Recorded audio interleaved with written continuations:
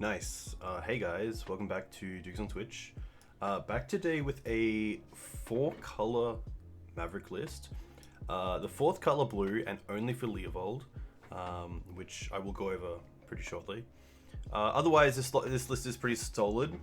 Some changes that I made to the main deck are a removal of the 4th Swords to Plowshares for the 3rd Abrupt Decay.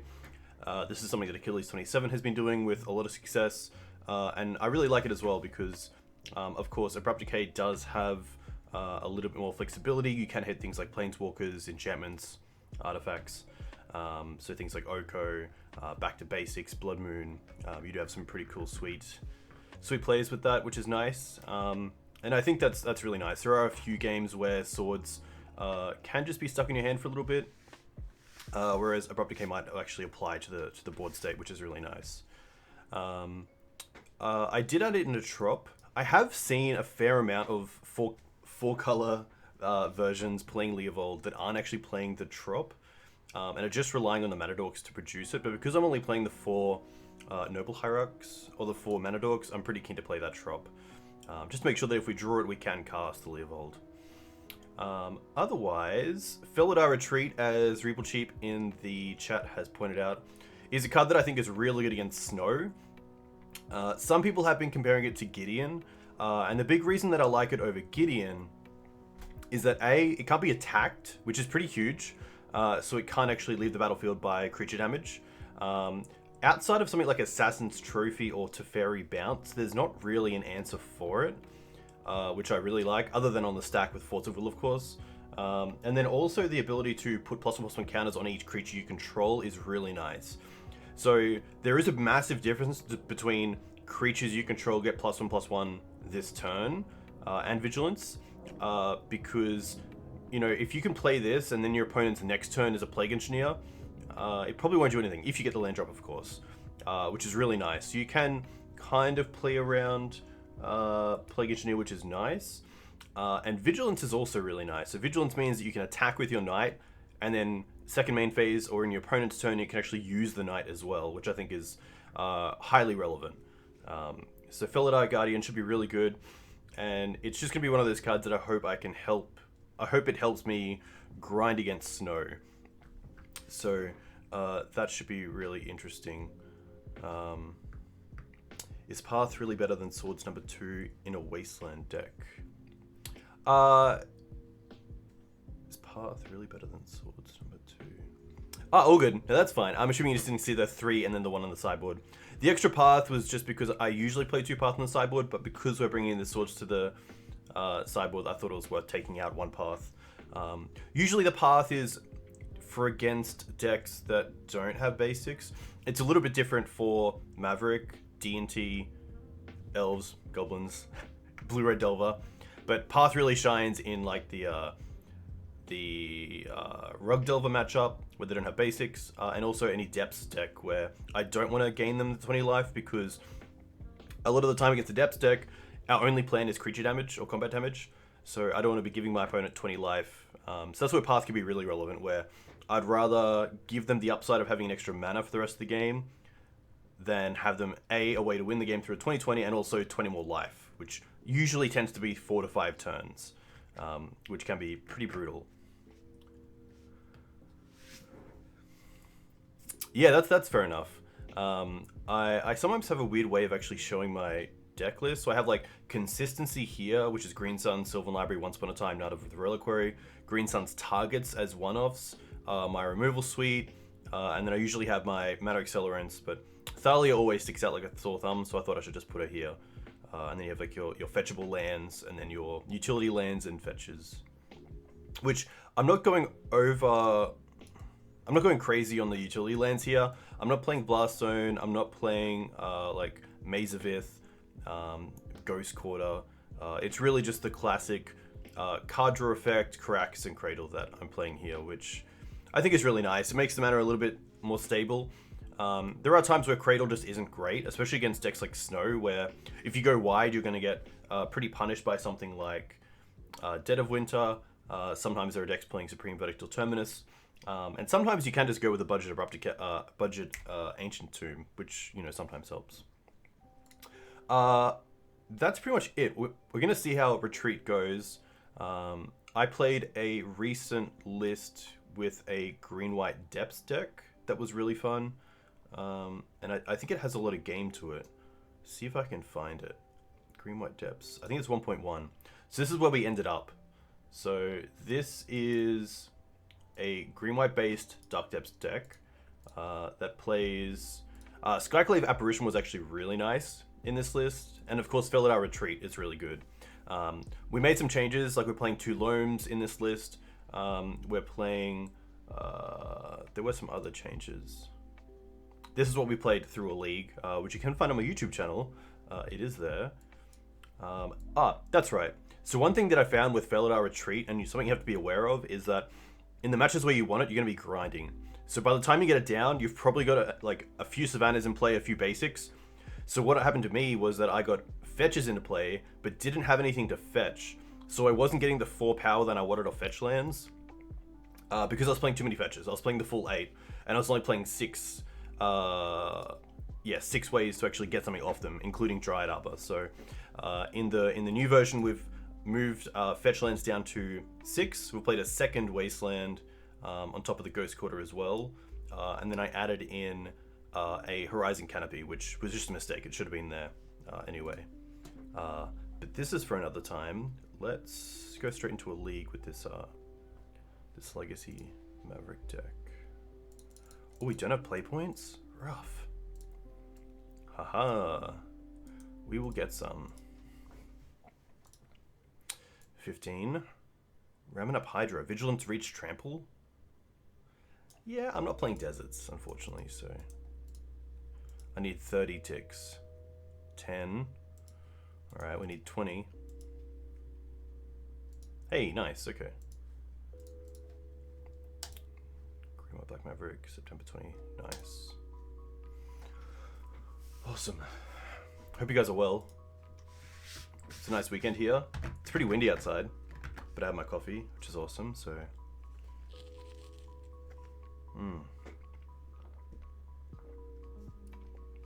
Hey, Reaple Cheap, what have you been playing recently on Legacy? 5. I played with Connor yesterday for a co-league. You can also find it on my YouTube channel. Flying Whales with a 5-color Loam deck, which is pretty sweet. We're playing Niv Mizzet, the new Omnath. The deck didn't perform as well as it could. I'll say that. I think the deck has some pretty cool legs. Connor's obviously a really good Loam player and a really good deck builder, and I think the 60 and 75 were there, but it just didn't really come together as much as I wanted it to.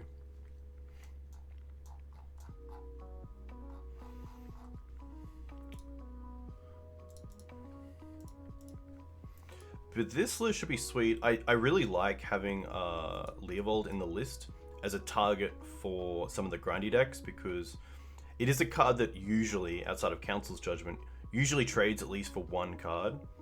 So they have to deal with it with 1 card and then you draw a card, which is really nice. And you can save it if you want with Caracas, which is really good as well. But I think if you're not playing Brainstorm or Ponder in Legacy, you need to have ways to combat that. So you got to run your Thalias, you got to run your Chalices. Maybe you're trying to win just before Ponder or Brainstorm really does anything. 3 fast combo. Negator. Okay, up against Depths.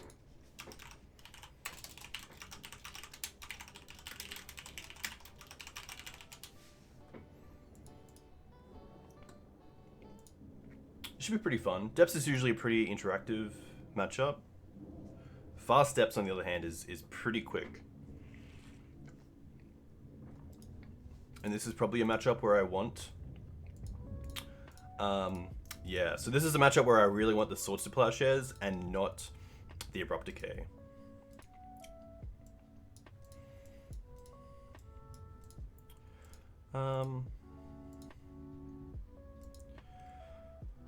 This is an interesting one because it doesn't really do anything against what I assume is going to be Dark Depths, especially the fast version.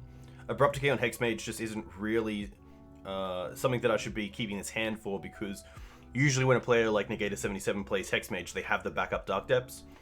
Then it's going to play the Hexmage and pass turn. So I think I'm happy to mulligan once. And this is okay. We have the double swords. It's a one lander, but we do have 2 ways to actually accelerate our mana. So I'm going to keep this. And I think it's just going to be the Thalia that I drop here. Thalia probably going to be taxing us a little bit more when we're wanting to hold up Swords to Plowshares. Probably going to lead with the bird, so I probably just don't want to go with the Green Sun straight away. So I think the Needle, okay.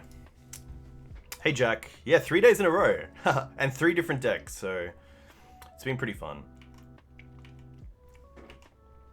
Turn 1 Needle isn't too bad. There's Decay, that's a pretty nice draw. I'm going to play the bird out because it also gives me access to white mana, whereas going for Dried Arbor doesn't. Hey Echo, welcome.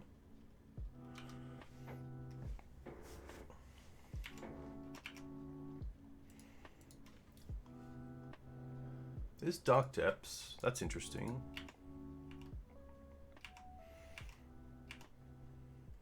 Once.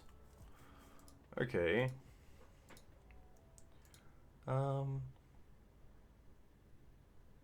So I could once here for a land. I could also Green Suns for a Noble Hierarch.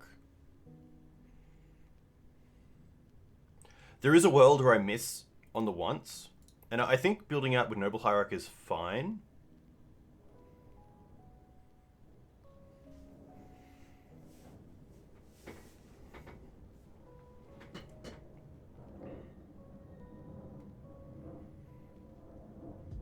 What do I really want this Green Suns to be doing in this matchup?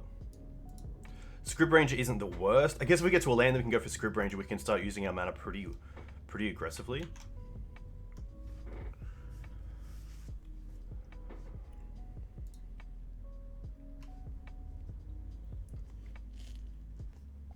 It's going well, thanks Echo.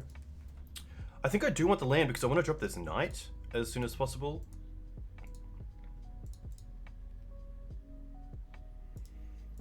I am gonna Green Suns.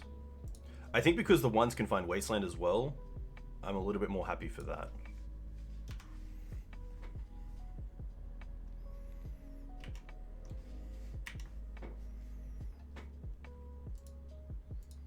There's 1 black. Okay, there's Petal.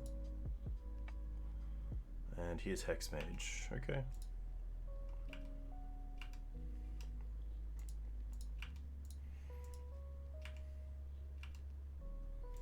Apparition was pretty sweet, thank you.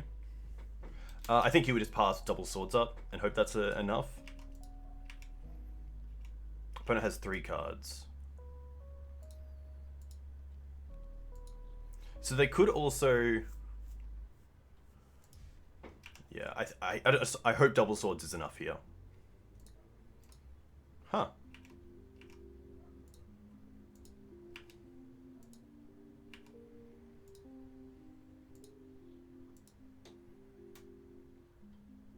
This is fine.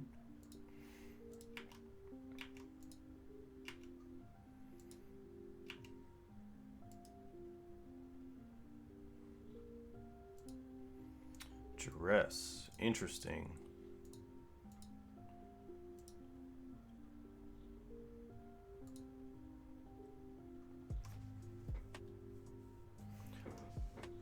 I kind of want to take out the Needle here, just in case we draw into Wasteland.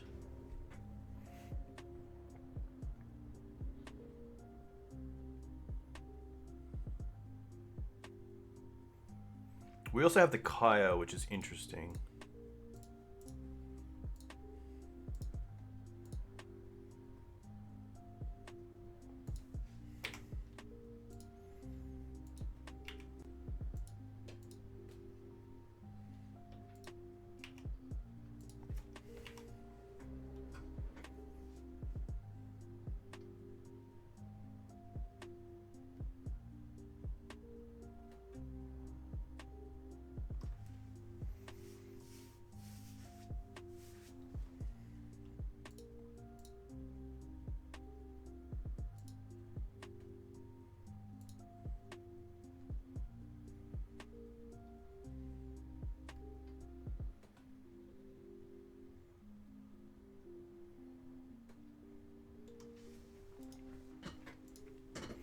I didn't decay because we have a few ways to deal with Pith Needle.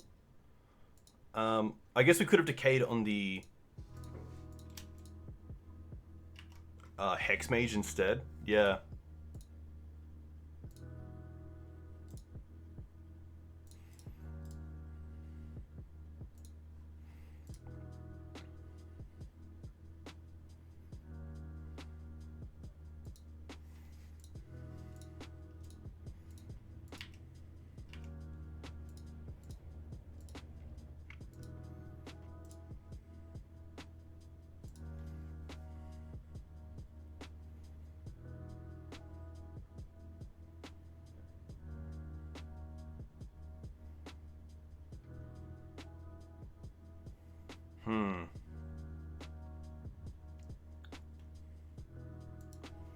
Yeah, I guess we can chump.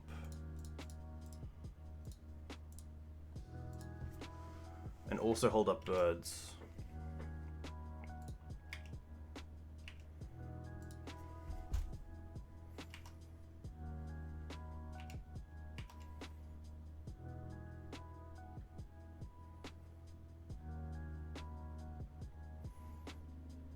I think I just had Abrupt Decay kind of tunnel visioned on the Pith Needle that I just didn't think about it on the Hex Mage when I should have. And perhaps Tom here just didn't have an out, which is pretty bad because I obviously played that pretty poorly. But that was just a case of me having tunnel vision of Abrupt Decay on the Pith Needle and didn't even think about Abrupt Decay on the Hex Mage, which is obviously better because the Abrupt Decay can't interact with the Merit Large, but at least the second swords can. So, pretty lucky there, to be fair. I don't want to overboard. I think it's just these three. I don't mind the Force of Vigor as well because of Pith Needle. I think it's just straight take out Thalias. I don't mind Collector Oof because of Lotus Petal. I think Thalia is just pretty meh. And also, if we're bringing in 3 non-creature spells, I don't want to be taxing myself. I find with Depths, if you're keeping in Thalia, you're probably taxing yourself a lot more than your opponent. Yeah, Leo's an interesting one. I mean, if they're playing Sylvan Library, then Leo's pretty good. They might be playing Sylvan Library out of the board, which is usually pretty good in this matchup because I'm kind of assembling a way not to lose the game than rather to win in the early game.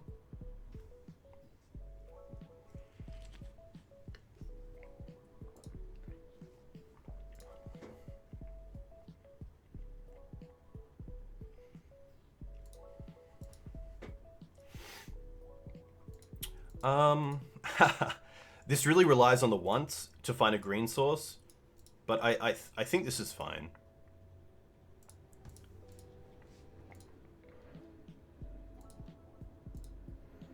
Kaya can deal with Pith Needle and Wasteland, which is really nice. Ramanap can, of course, recur Wasteland. We have a flying blocker and also mana acceleration, so I am just going to use this now because I would hate for them to take this and us not have a mana accelerant.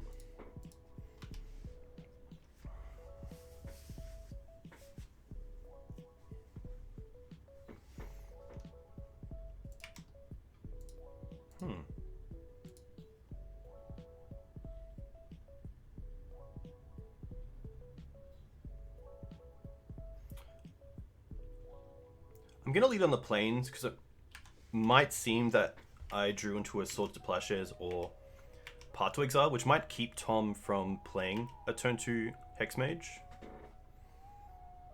Nope. Yep.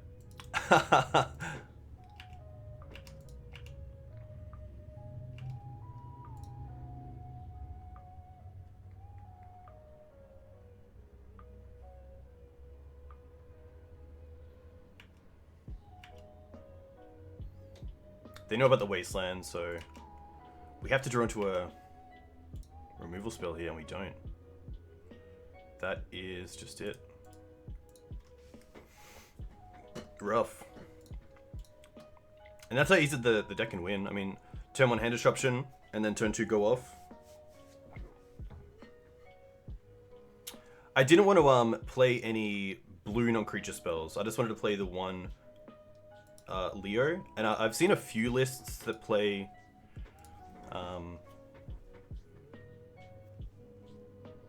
The play Leo without the trop and just rely on mana dorks, and green suns, but I really wanted the trop in there, so.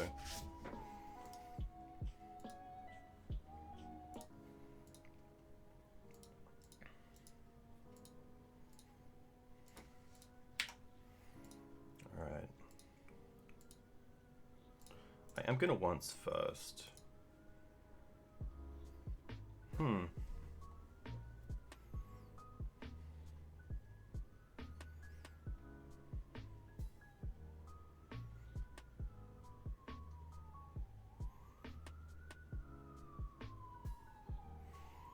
This is an interesting one.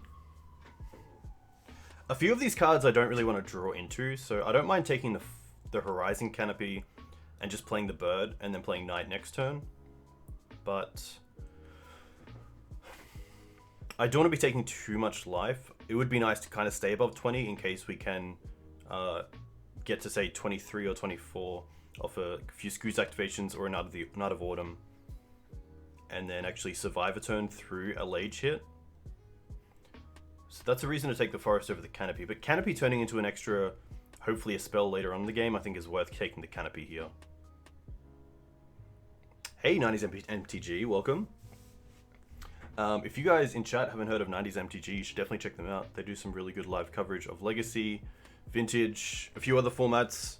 I believe every Monday evening they play Legacy, but I could be wrong. I think there is a few days in the week where they're playing, which is nice. I think it's the Canopy. Even though we lose life here, I think just having the Canopy as a way to hopefully draw into another removal spell later on in the game, I'm happy to keep it.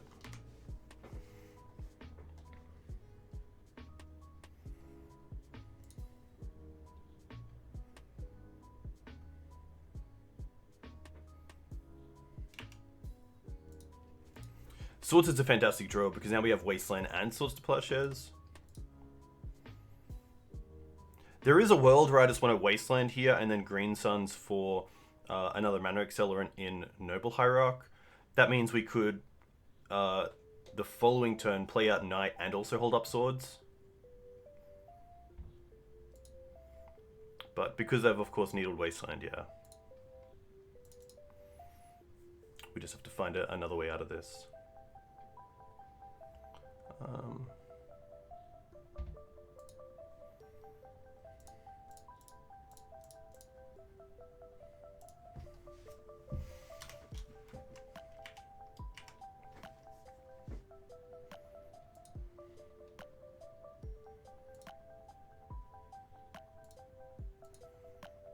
Stage. Okay. Decay. Okay. That's not the worst. Kaya is actually really nice here. I don't mind Kaya tick down on Wasteland and then just take out the Urborg, but I think hitting their mana here is pretty nice.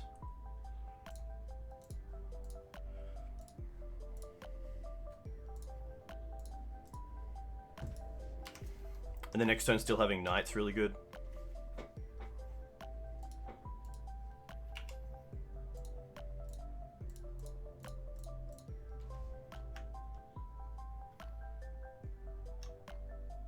I don't think I can play... I could Green Suns for Scrib Ranger, but then I only have 2 mana. I don't have the third.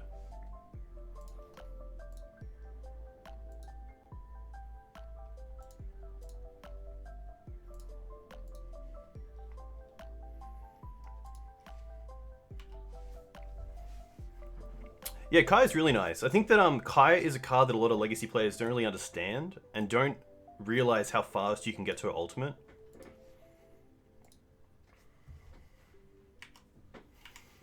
I could eat my Knight, but I'm gonna have that. I'm gonna have that line for a while here, which is pretty nice.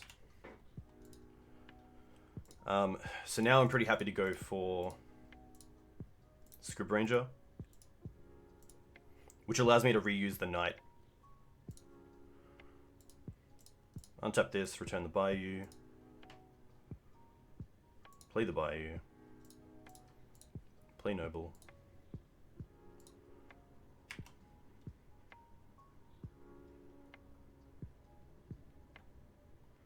I'm going to get a little bit aggressive here and attack with the knight for 5.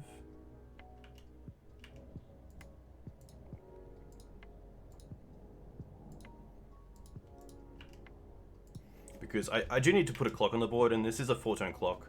And with the Scrib Ranger, I can untap the knight. I don't have a land to sack. I did just miss my Kaya, but that's fine.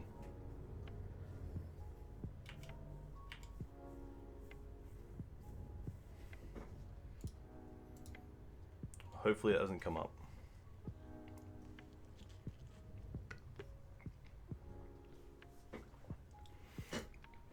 I think there's definitely a few lines there where I could have played a lot better. Luckily, we had just an assortment of ways to answer the 2020 that Tom thought that he can't get through, but I think for the first game of the morning, that was a lot to learn. Even just about sequencing and knowing when to use a removal spell on what when you have multiple ways of doing so. Always nice to get the win, but I think there's cleaner ways to get it. Hey, Pterodax, thanks for the follow. Let me know where you're from. If you play Legacy, what do you play in Legacy? Up against the Daddy. This is a pretty sweet hand. Turn 1, Noble Hierarch, and then we have a turn 2 Decay, Thalia, or Sylvan Library with Wasteland. So I'm going to keep this.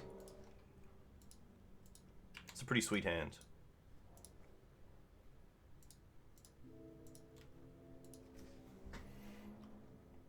But yeah, I think in general, Depths is a pretty good matchup for Maverick. We have a lot of tools and ways to answer their main way of winning. Gemstone Mine. Putrid Imp. Okay. Okay. Interesting. So second Thalia is actually really nice here because we can play out the first one, and then the second one will exile any Bridge from Blows that my opponent puts in the graveyard. So Thalia here, and then Wasteland is just pretty perfect.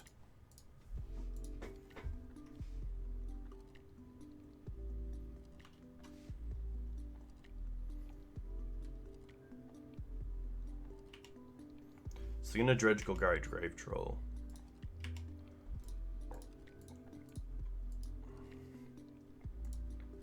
Alright, here's the graveyard. From the US Midwest, Madison, haven't played Legacy, play more Singleton formats, never that card pool.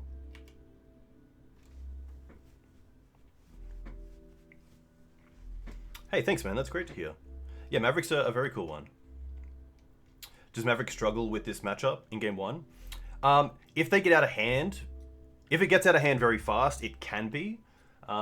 Because Maverick doesn't have the greatest answer to go-wide strategies, and Dredge can definitely have a go-wide approach, especially with zombies. I think even Hogaak is an okay matchup, but when they get the Bridge from Blows online, oh, yeah, this is where it can really kick. I mean, 6 power on turn 2 and an Ashen Rider, that's pretty good. This is probably like the best turn 2 the Dredge can have against us, especially seeing what we have. Like now they get to rip apart our hand. They get to use the Ashen Rider again. Because we only showed green-white, there's probably a consensus to concede and show that we're not playing black, but I was talking through that, so yeah, it is much better to concede. But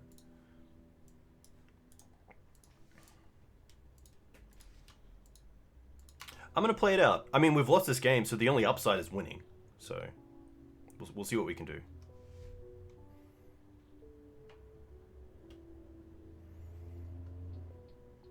There are some draws, like, we're going to be taking 17, 14.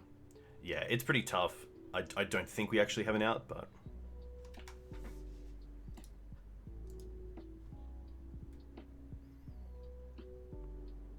yeah, even something like Plague Engineer off the top of library isn't good enough because they can just get in with the other zombies. But yeah, pretty nice from my opponent. I mean, that's really cool to show you how well Dredge can actually perform in this situation. I'm going to play Chalice on the draw because I like... I don't mind turning off LED. That's pretty huge. Hey Liam, a huge thank you for the follow. Let me know where you're from. If you play Legacy, what do you play in Legacy? I actually don't mind the Thalias. Leo can come out just a little bit slow. Knight of Autumn's interesting. Hey Angel, thanks for the follow. Let me know where you're from. I'm going to go down on Decays. Decays are kind of cool because you can interact with your own creatures to hit bridge from blows. I don't think Oof is worth it if I'm bringing in the Chalices. I don't mind the extra. I think Teeg actually has a better place because of Dread Return, but if we're bringing in the ley lines, I probably don't really care about Dread Return. I do like the exile effects though. I think it might just be once. We're not really looking for anything with these. The second library is a little bit slow as well. I'm going to go down on 1 Decay. Engineers are great because we can hit Narcomoebas or zombies. Kai is great because it exiles. Script range is interesting. Maybe Script just isn't... I guess Script blocks Narcomoeba, but that's about it. You can have turns where they attack with the Narcomoeba and you flash in Script Ranger and block, which also has Pro Blue, of course, which can be okay, but...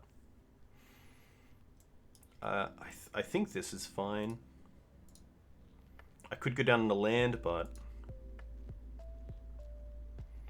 I think I'm pretty happy with this.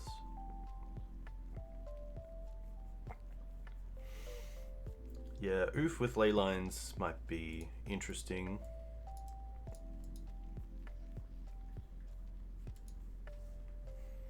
Maybe I will go down on 1 land. And then bring in the Oof.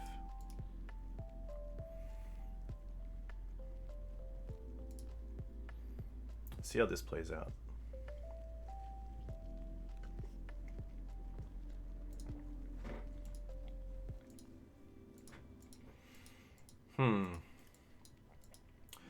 This is a mulligan. It's an okay hand.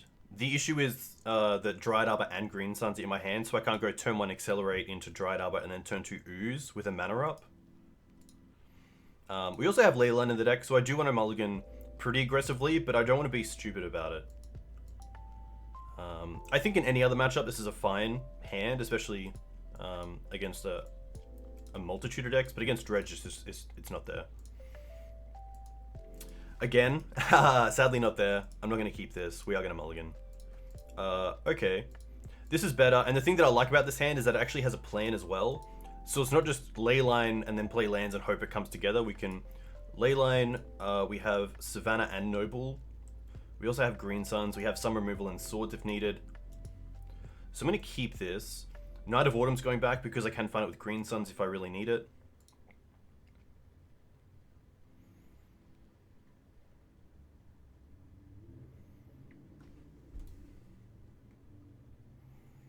Now it's interesting because I kind of have to think about what do I want to find with the Green Suns? What is the role of the Green Suns in this hand? And I think it's probably just to find Scavenging Ooze as not only a beater, but also a way to hopefully deal with anything they have that can then deal with the ley line. So I think it is the swords we put back. So we can go turn 1 Noble, turn 2 Green Suns for Ooze, and then just hopefully get there with Ooze. Exalted helps because it means it can actually raise some of the 2/2s. So I think it is the swords that I'm going to put back.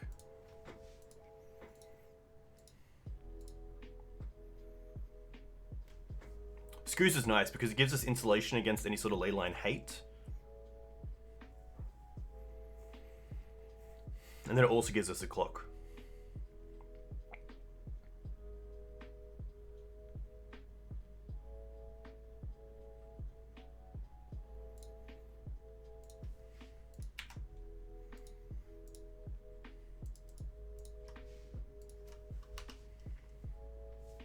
Hey Damo, welcome.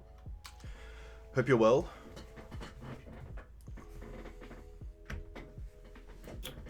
Okay. Now this is interesting because now I could go get Collector Oof.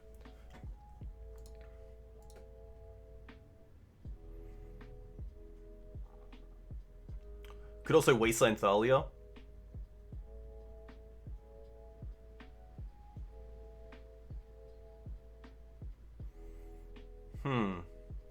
What does the LED achieve with Leyline out? And is that worth me using a Green Suns on?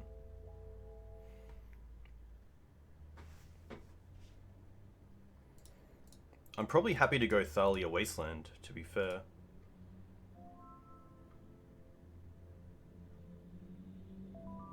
Nature's Claim. Okay.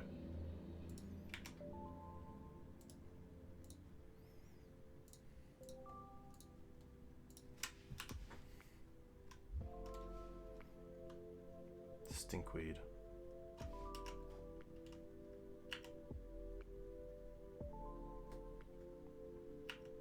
Okay. Bayou. Now I can Green Suns for 1, but it's not really worth it here. Grizzly Adams, welcome. Loma Boy, welcome. Hope you guys are well. I think it's worth holding the Green Suns here. With Thalia out, I can't Green Suns for 2. I can only Green Suns for 1. They currently don't have any land in play or a Cabal Therapy in the graveyard, so I think we're okay here. Hey Moots, thanks for the follow. Let me know where you're from. If you play Legacy, what do you play in Legacy? Second Bridge is pretty big and also Cabal Therapy, but obviously nothing to do here yet. I think Thalia is probably just our best draw because then we get the old legendary.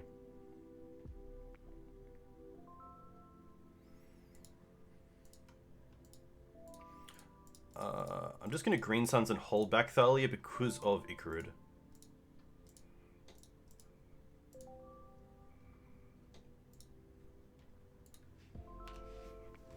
From New Orleans? Very cool. Doomsday player? How dare you? How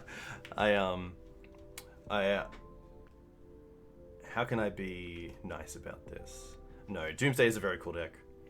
We played against Doomsday, a pretty sweet Tinfins list on Thursday playing Green-White Depths, and we played against Doomsday as a sideboard option for a blue-black kind of list.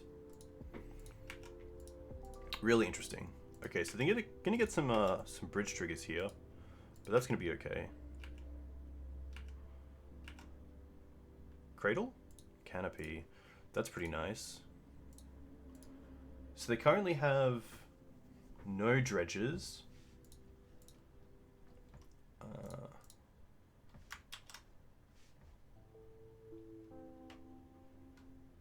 I'm just gonna eat the Icarud now. There's probably some time where I can do it in their turn, but just to play it a little bit safe.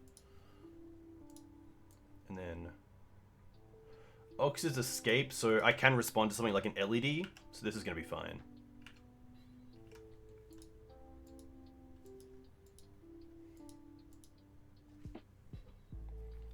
Yeah, they can't cast LED without a land in play, so it's looking pretty good for us, thankfully.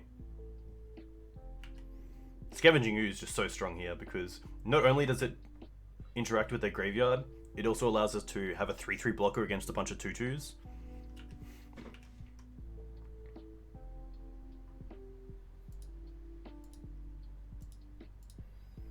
And here there's probably no reason not to just eat most of their graveyard. So I'm going to get the Ox first, and then go after the bridges.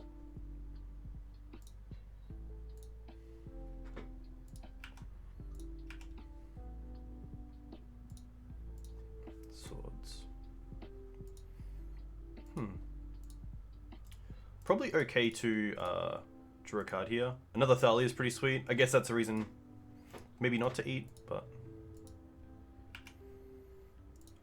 gonna start attacking. Get some pressure on the board. There's nothing we can eat here, so just gonna allow this to happen, and then I'm happy to hold up the swords and also Scavenging Ooze. I probably want to eat some of their graveyard just so that down the line a Cephalid Colosseum doesn't do anything. I'm not sure if they play... I'm assuming they play multiples.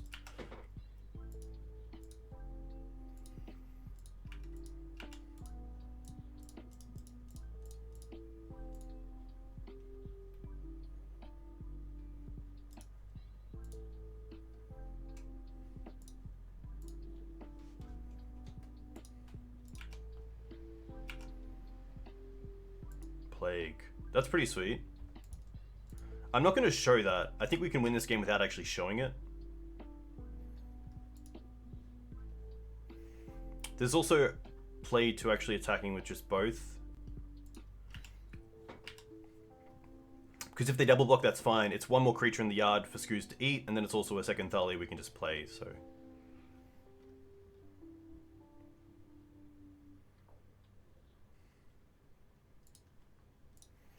This is fine.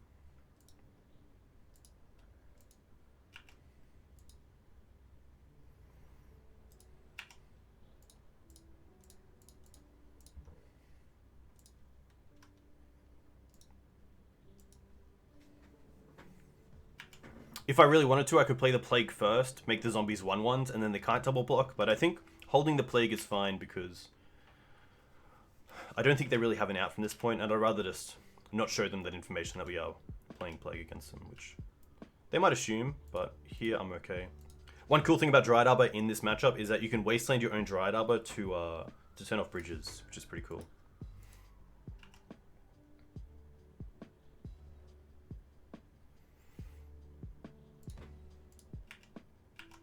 I could have also played the Dryad Arbor to make it lethal this turn, if they don't block, because I could eat the Dryad Arbor after wastelanding it and also the Thalia.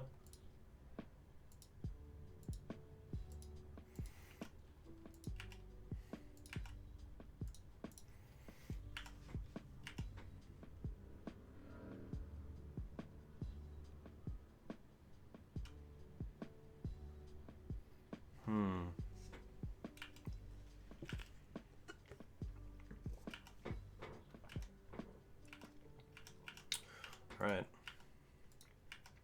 This has been kind of nice because you get to see two kind of ways that Dredge can win and lose just by not hitting what they really want to.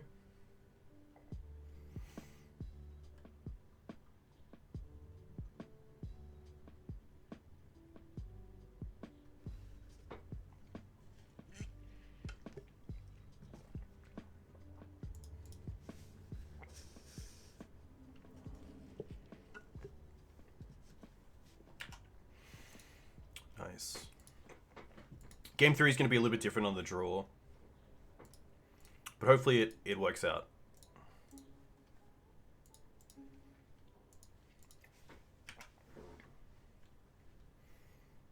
Opponent playing it out, which I respect. Alright. Nothing we can really change here. Or nothing that I really do want to change. I think if I was playing BUG, I'd probably keep the Once Upon a Times, but I think running back this list is fine. I still don't mind Chalice for 0 on the draw, but it's a case of is there something better to bring in? And I don't think there is. I don't think something like Gaddock Teeg is better because I think Gaddock Teeg interacting with our own Green Suns and Chalice is worse for us than hitting Dread Return is for them because of cards like Leyline and Skoos. And Kaya, I guess. So we're just going to run back the same list. Omnath Maverick is not coming, unfortunately. This is a tough one because we can't keep this. We could Green Suns off a BUG and then hope to draw into a white source for turn 2 Kaya, but I think that's just a little bit too slow. I'm going to mulligan this. Huh. Again, just the Dryad Arbor and Green Suns isn't the greatest. I think we can go to 5 and find a Leyline. There it is, but the hand isn't keepable.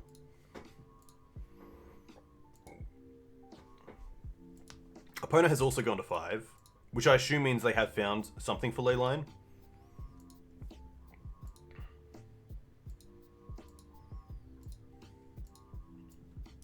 I've always been against keeping hands with no plan with a Leyline, and I think that that's just... This is one of those plans. I think I'd rather a 4 that has actual play to it than just Leyline, because my opponent's mulliganed, and I assume they have gone for a Nature's Claim, so happy to mulligan. Okay. So we'll go to 3.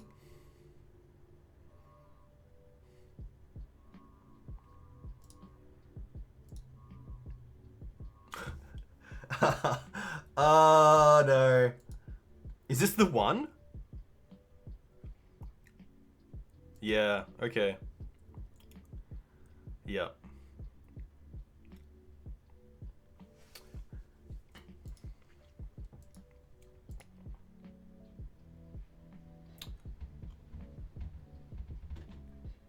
Keep 2 of these is interesting.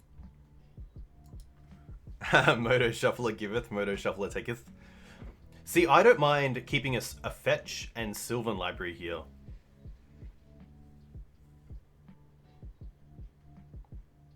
I could also see a world where we keep Chalice and Windswept Heath and see if they kept an LED hand that they aren't using on the...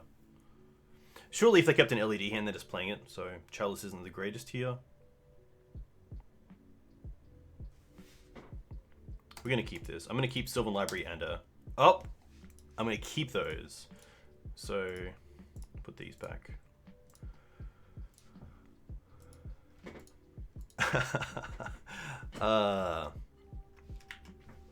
This just happens sometimes.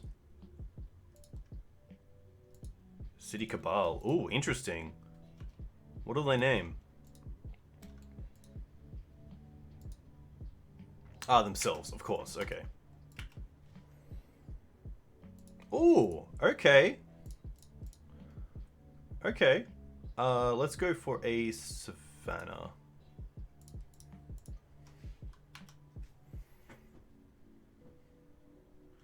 Now we just have to miss that Cabal Therapy once. Narcomoeba. Okay, but there's only one Narcomoeba. And there's no backup. Is Magic beginner friendly? I would say there's some formats that are more friendly than others. I think Magic Arena is a pretty good place to start.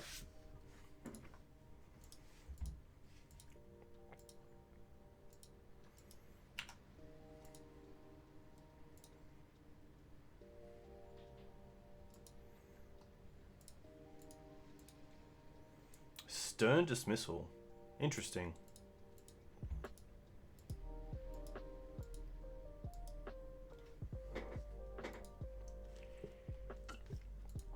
Ooh. Okay.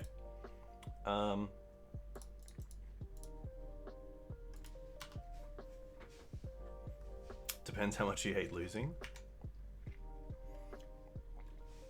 I think if you have some friends that play Magic, I think that's a pretty good way to start playing, is to just watch them play and just ask questions.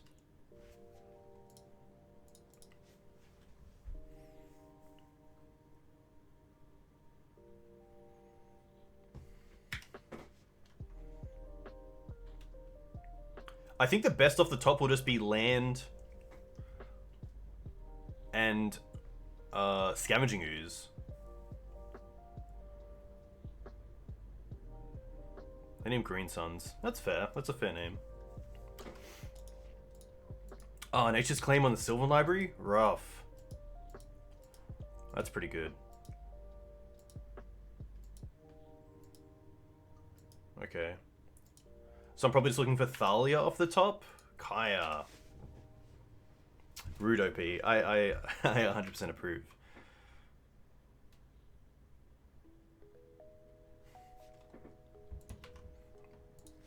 So Icarud. Yeah.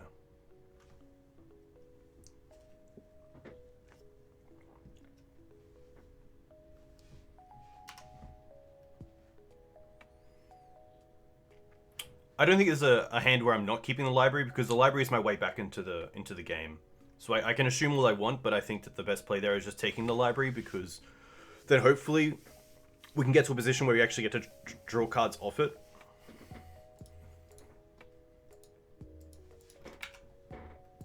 Windswept. Yeah, that's it.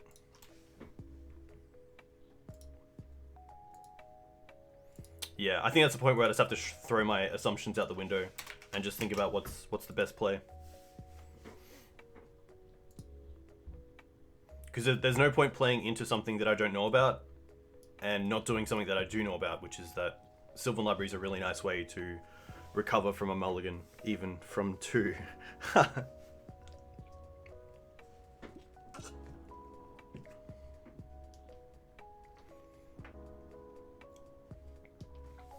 I still wouldn't keep the 5. If I went back, if I got the chance to go back to the 5, I wouldn't keep it. Because I didn't have a plan. And I'm never going to go against that, where I'm not going to keep a leyline hand just because it has a leyline. I think that's a really bad tactic. And I think that's a great way to lose the game as well.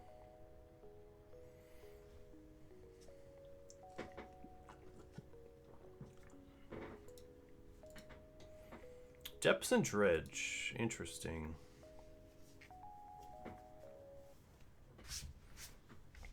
I think with Maverick there's some better 4s, and that's exactly why I mulliganed.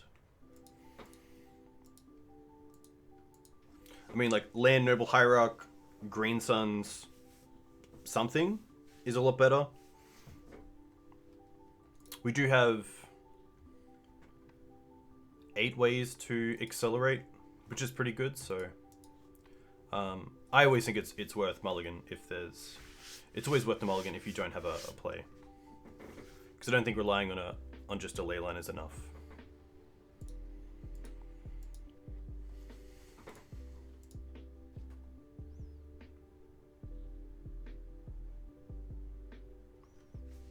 Yeah, I think Dredge is a really interesting matchup if it does get kind of grindy and you have to take combat math into consideration. That's when it's actually really fun. Like knowing how many creatures you have to block, if you actually have to trade anything with like a 2/2 zombie. There's some pretty cool lines with Dredge. There are some Nobo games, but I think that kind of happens with a lot of Magic. I mean, even in Maverick, there's been a few matches where I've just lost because I got wastelanded out of the game, which is pretty huge. But yeah, when you can establish a mid to late game, it can get really fun. Which is cool, because I think Dredge gets a lot of like, oh, Dredge, really? But there is a lot more to it than just a turn 1 loss or a turn 2 loss, which is pretty cool. Which is kind of what I want from a combo deck. I want to have the middleman.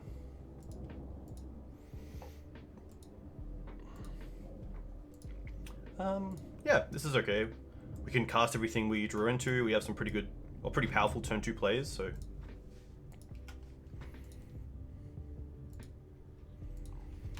Just a trop. Interesting.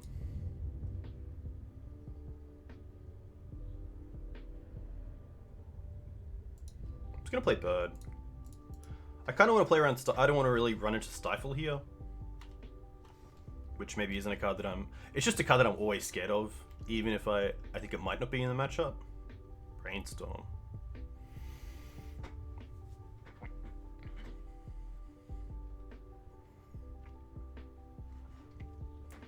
Yeah, Batterskull seems pretty great. I will admit that. Flooded Strand. Trop. Okay. Trop. Interesting. Oh, okay. Decay is actually perfect because now I can play around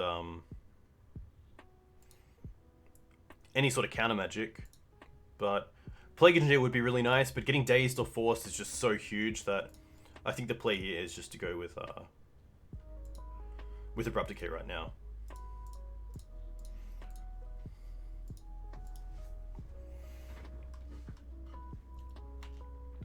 Engineer is really brutal, but I think I want to play around Daze because I can. And being able to land Plague Engineer here on like Elf or Human, seeing how they play it out, I'll be pretty happy for that.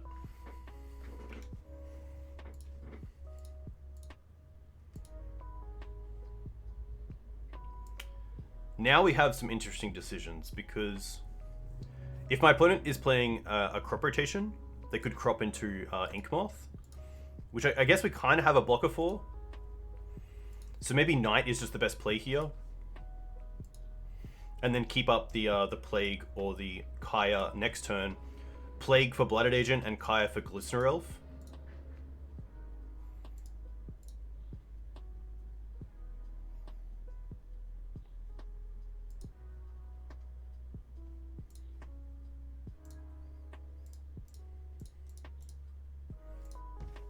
So this plays around Daze, it plays around Inkmoth, unless they get Trample. And then I think holding these just it only gets better for Plague Engineer the more information that you get out of your opponent. Hey Leviathan, welcome.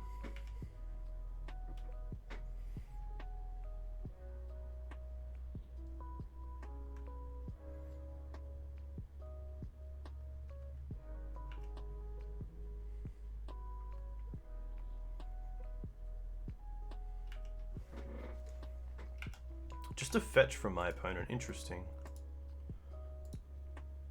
Also white in the main deck. I wonder if this is for Swords to Plowshares, but surely that's a sideboard card. I'm not sure if this deck would have any main deck white cards. Noble's okay. Noble pass.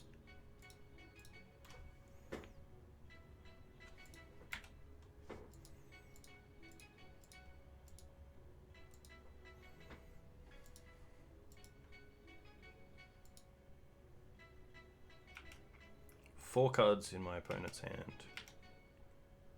Leo. Leo's pretty sweet. I think Leo is the best here because they're probably going to be starting to brainstorm or ponder to try to find Infect creatures, so I don't mind Leo first.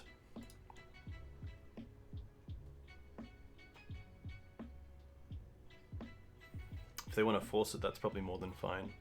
No force, okay. I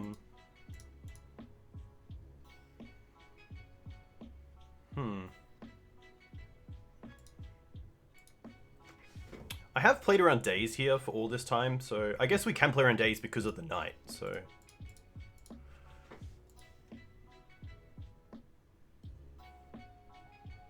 Yeah. Alright. And now I'm just going to hold 9 up.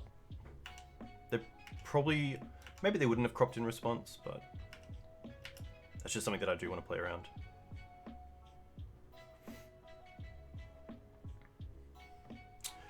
I really don't know. Whenever I play against Infect, I just assume it's going to be 4 force, 4 days. But it doesn't have to be. Alright. We have a second Bayou, so I'm pretty happy to get rid of that and just go for Wasteland here.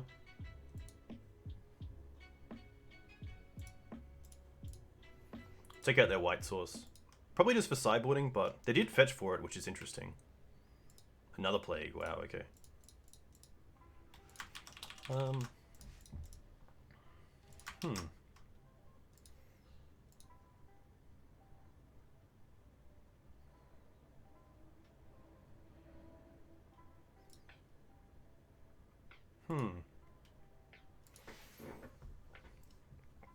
Plague on Human does seem good. I could also Plague on Blinkmoth to make sure that... Like, the only way that I lose this game probably is through an Inkmoth end step. If that's a thing. And I think because Inkmoth is still going to be a 4-of, it's okay to name with Plague. So we could do something like... float a white. Sack this. Get Cradle. 4, 5, 6, 7. Yeah, which is more than fine.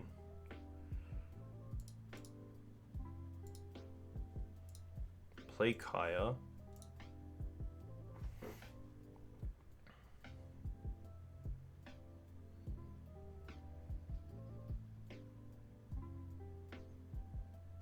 Spell Pierce. Interesting. That's going to be fine because now they can't keep up crop rotation. I guess they can because of the Noble, but I'm probably okay with this. I think because I have so many answers to Inkmoth that I'm okay with them, with trying to wasteland them. Okay, that was really easy.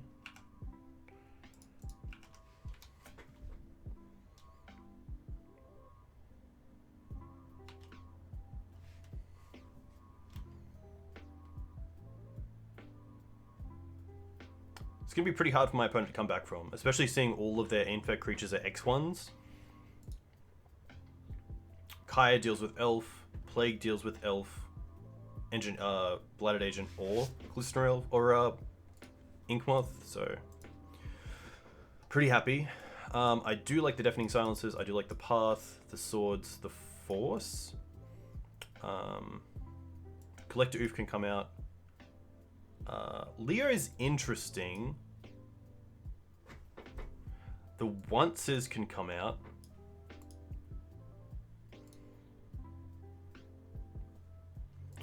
We like the Swords, we like the Decays. I like Sylvan Library because we can be so aggressive with it against Infect. Probably Skoos is a card that I'm not that fussed about. I think this is fine. I still don't mind Thalia, but maybe I want to drop some amount on the draw because of the amount of non-creature spells that we're bringing in.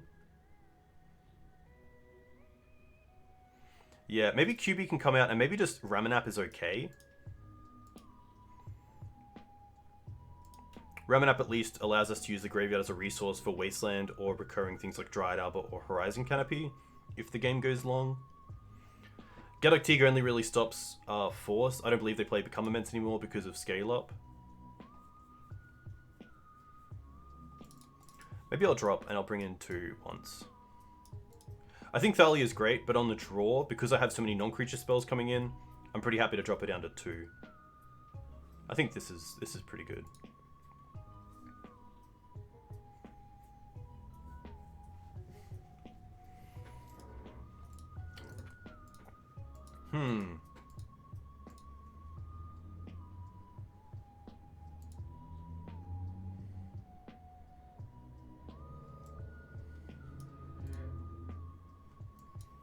Interesting hand. Turn 1 Noble. We have 2 turns to draw that second land, which is pretty high. Notable, we can't draw into Once Upon a Time to find it unless we want to spend the turn actually casting it.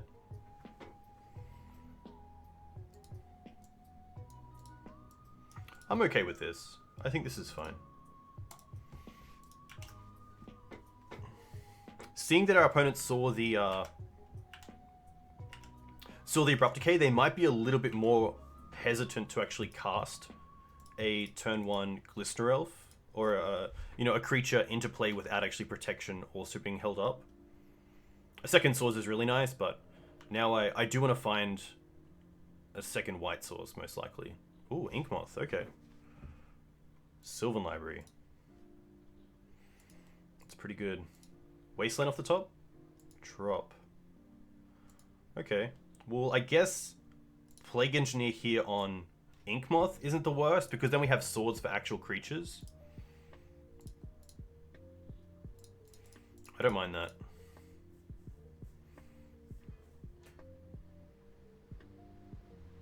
Force, okay.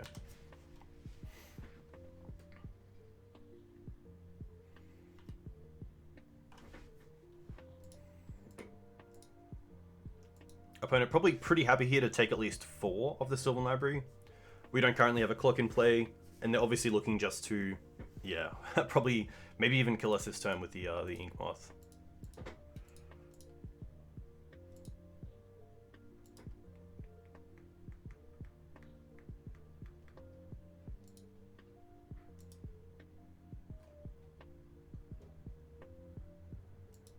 Yeah, Blinkmoth is the creature type. Oh, just the once. Interesting.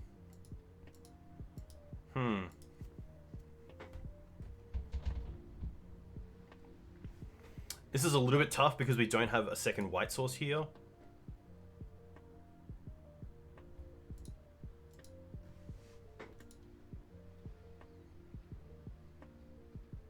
We know they play Spell Pierce, so maybe there's a consensus to hold up the 2 mana and just hold up the swords.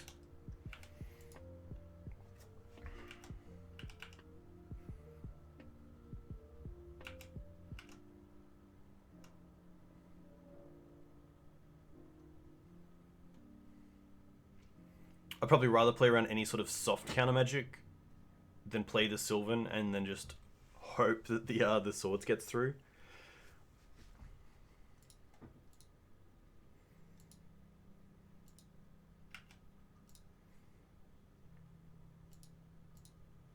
The extra draw definitely makes me feel like they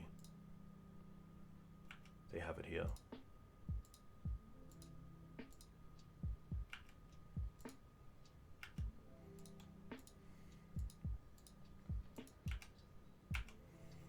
No blocks.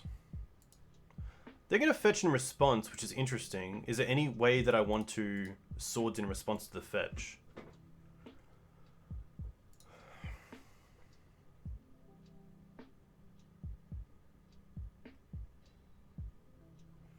I don't think there's any reason not to.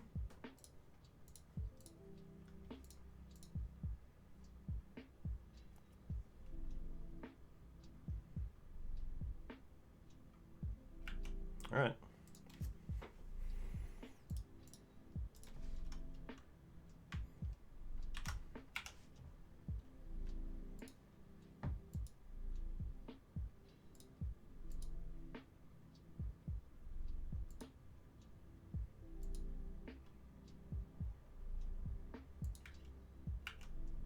Oh, okay.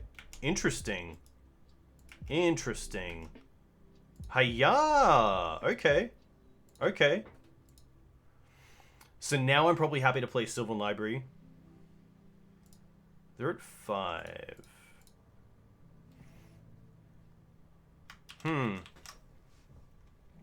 Maybe one more turn.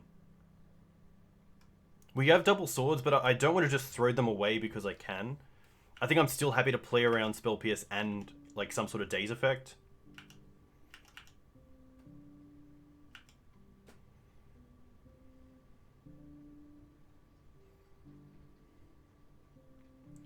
Interesting. They have so many cards in hand, but they didn't pull the trigger on the Ink Moth.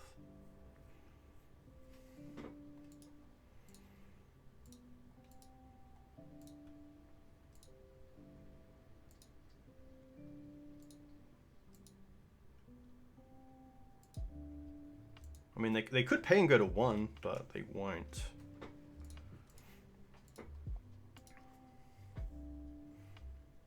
Who needs mana for spells? Swing for that 1 damage.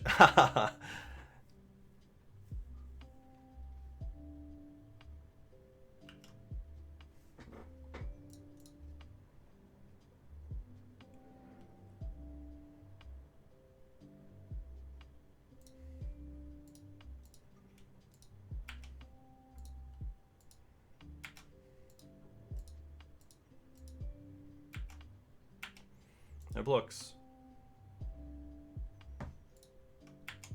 We'll take it. Alright.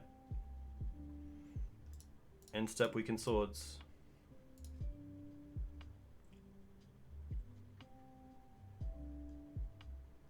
Vines is probably okay.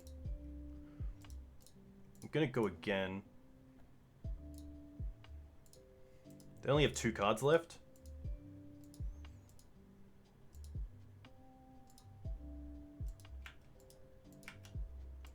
Okay. Now I feel a bit better. Huh.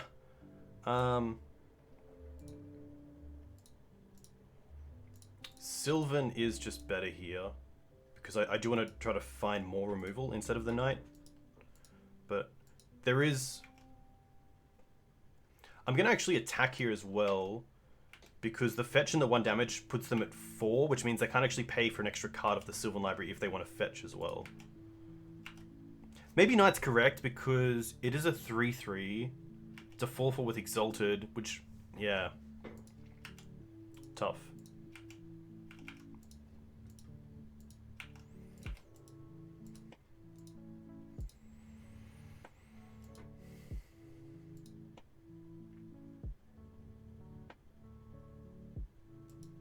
There is a consensus, though, that Knight is correct, because if we play Knight and then play an Infect creature, they probably have to block the Knight.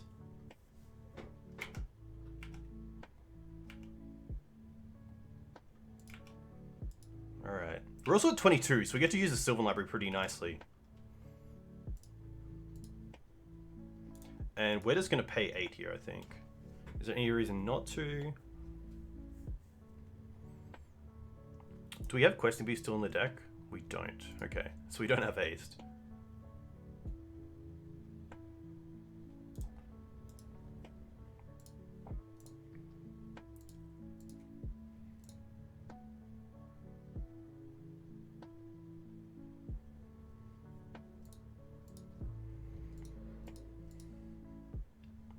We don't have Kusali Pride Mage. We're playing Knight of Autumn.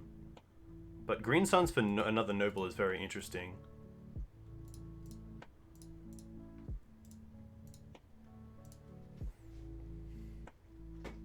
They do have Hardcast Force, but I'm not sure if they force this.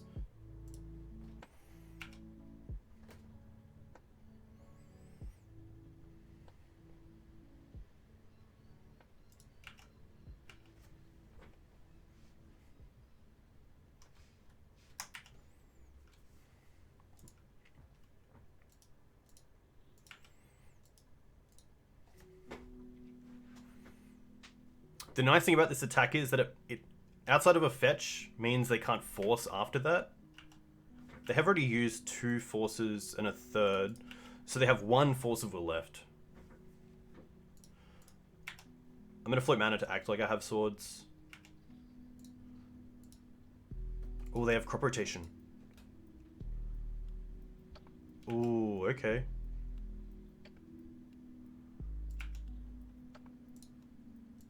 Ah, now they know that we don't have anything. Oh. Ah, so close. So close.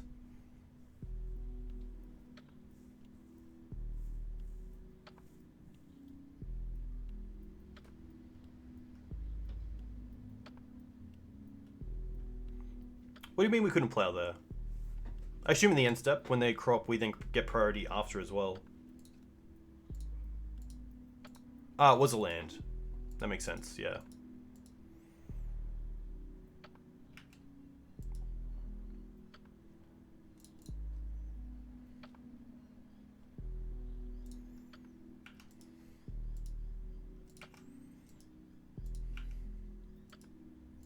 I mean, they have to go for it because we have lethal on board, so... Can't really do anything here.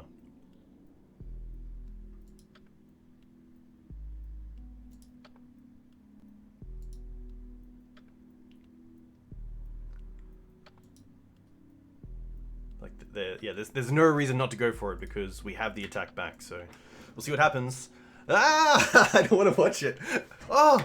Really?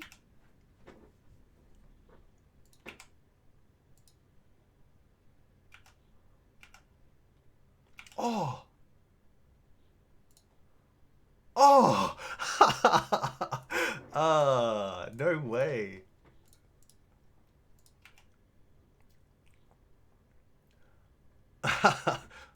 What's this? Swords on that. This is in main phase. Okay. That's interesting, because now we can actually float a mana. And once this swords resolves, we can actually use that mana to cast a knight. So I would have done that in attack step.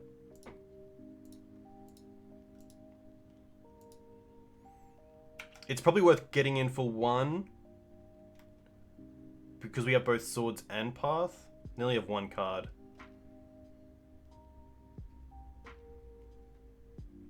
Is it worth getting in for 1? I mean, yes. So they need a pump spell, they need a counter spell, they need a counter spell. So I can attack here. There's no way not to. Oh, do we have another white fetch? That's actually pretty...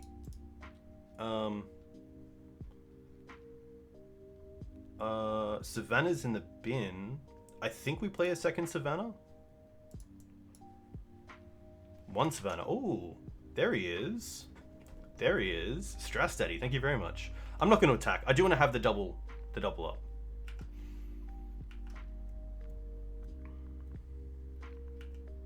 We do play planes. Okay. We do play planes. That's the reason why we should. It shouldn't matter because I don't think the 1 is going to be relevant.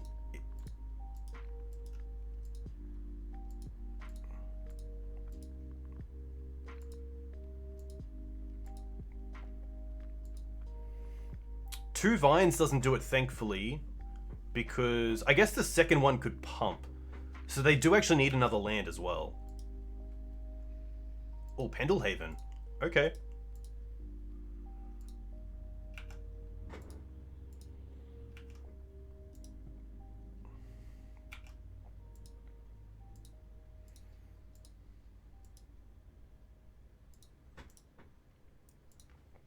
Go for swords first.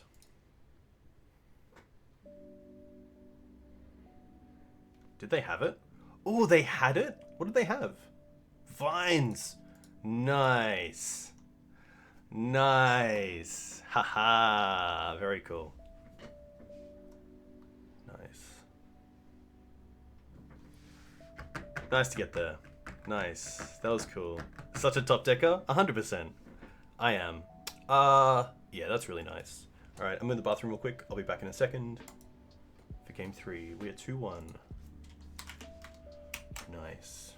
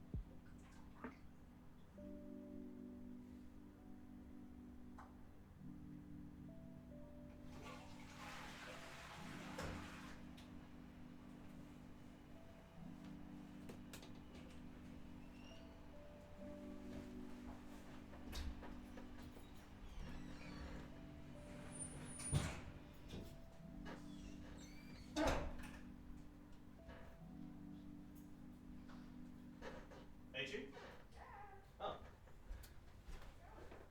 Good. In the middle of it.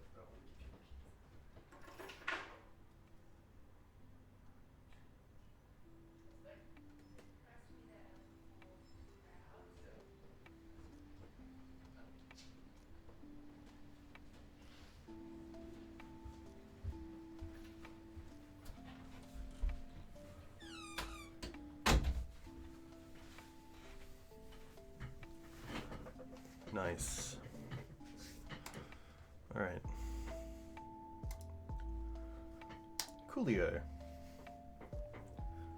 It's always a great feeling, let's be honest.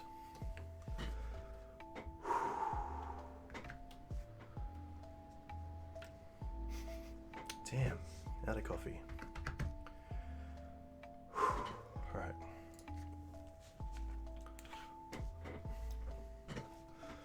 Ryan, the fire guy.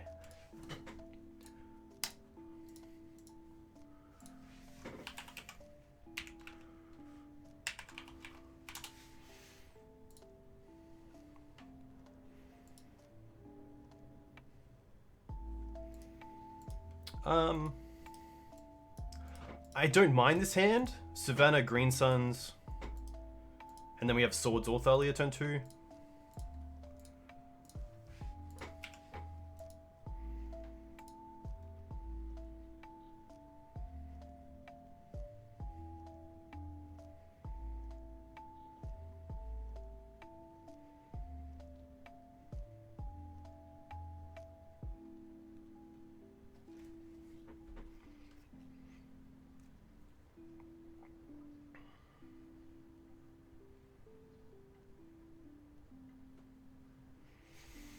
Opponent having a good think.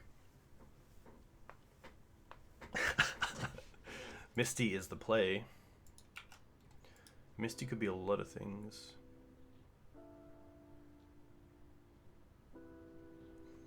Underground Sea. Oh, it could be Hogaak.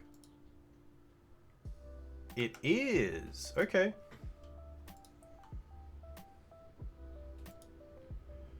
Then I think the play here is just swords off a Savannah. Hedron Crab can get really out of hand.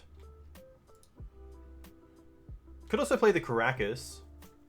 That does mean that we answer Hogaak if it comes down early, but I think because Hedron Crab is just such an engine for the deck, I do want to deal with it pretty much immediately. The only nice thing about using the Caracas is that then I can get a Bayou with the Windswept Teeth, which gives me access to pretty much all my colors.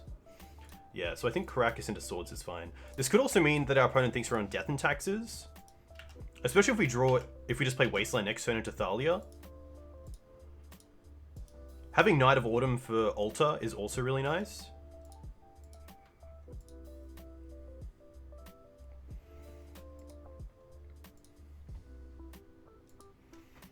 Interesting. This will be interesting to see what they name, because we've definitely started the game like we're on Death and Taxes.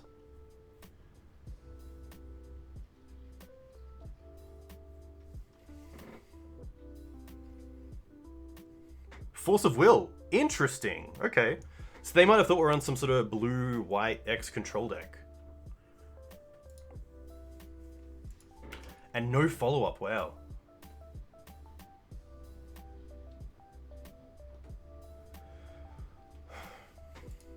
Alright. It's going to be Thalia.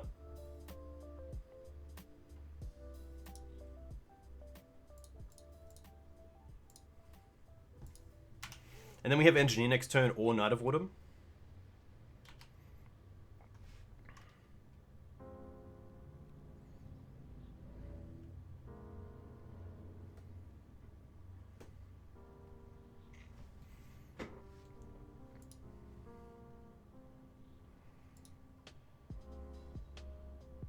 Careful Study's okay.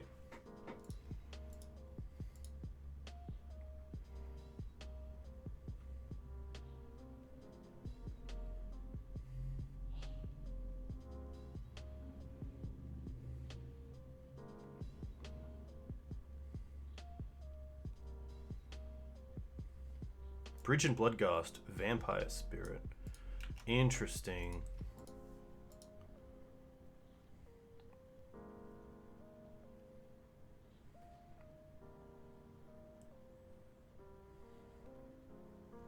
I think Knight of the Reliquary is fine here.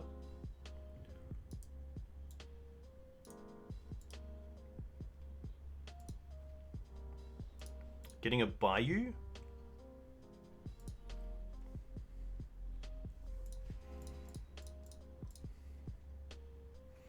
Knight's big money.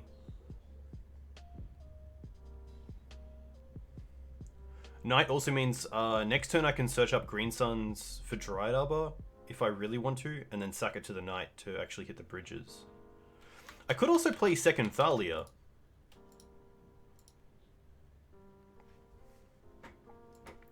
Yeah, that's definitely a line. I'm not sure if I want to do it this early on though, with only the one bridge, but to be fair, bridge can get out of hand pretty quickly.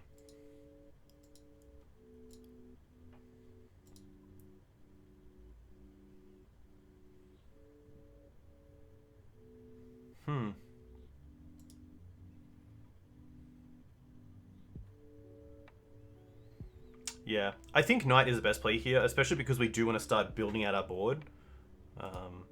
And Cradle can allow us to start doing that pretty well.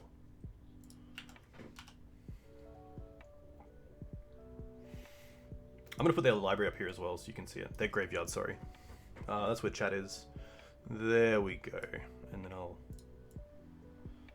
There. Okay. Hopefully you guys can see that okay.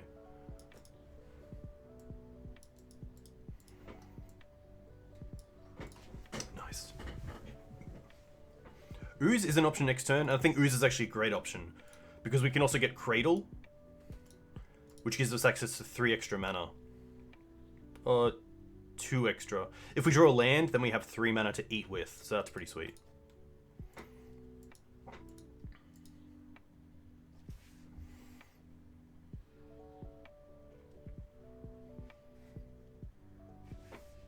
Just gonna 6.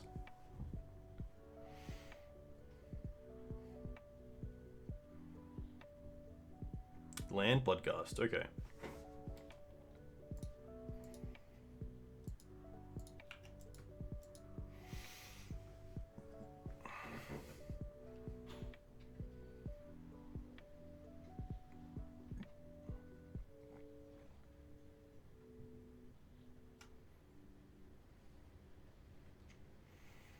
Ah, interesting. Okay. Ah, Hogaak. Wow. Oh, they're just going to cast the Hogaak with a bridge in the bin? That's interesting. What's the follow-up? We have the Caracas.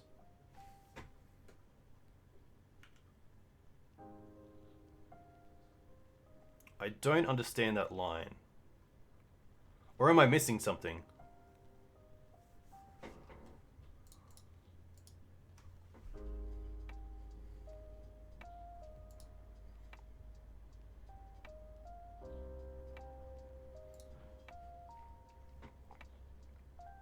Ah, he's streaming? Okay.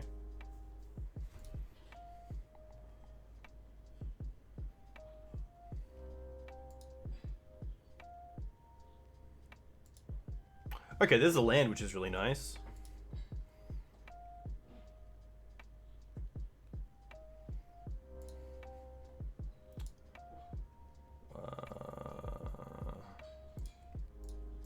One, two, three.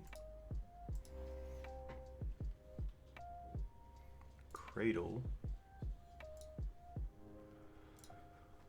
Green Suns.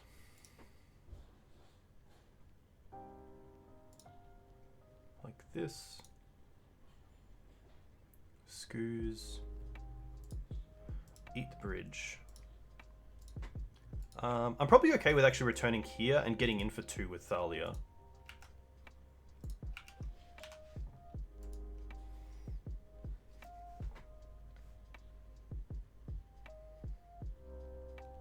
And then next turn, probably just double Wasteland.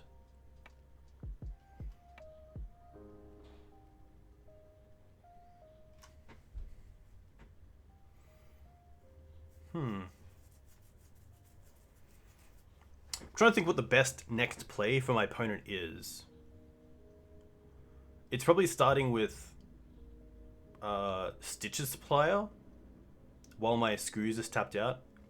Maybe hitting a bridge, trying to go off with Altar. I'm not too sure. They can't. I guess they can have land, Altar, and Stitcher.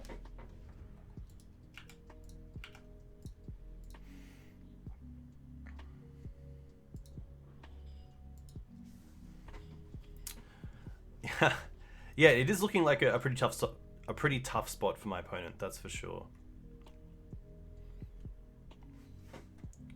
Dryad, Vampire Spirit.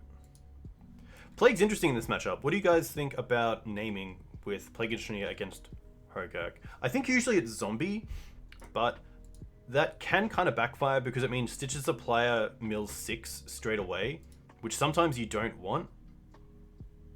I think it's a little bit different with things like Leyline in play, but in the blind, it's always interesting. It also triggers bridges, yeah. So things like Bloodghast, if you put it on Vampire with Fetch is pretty rough. Well, there's the Altar. But luckily we have the Night of Autumn.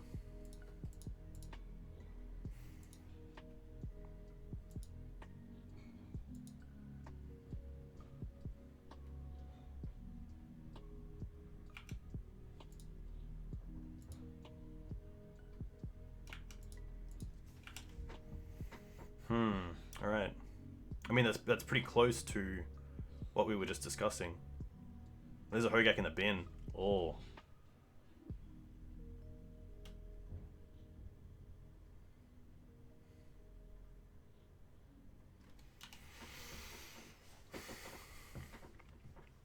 Now the tables are turning.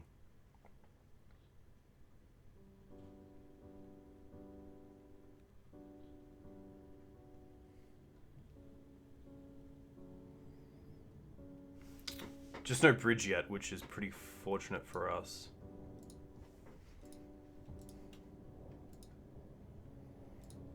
I guess they could hit Gravecrawler as well, cast it and then cast Hogaak to then sacrifice Hogaak, or sacrifice the 2 creatures.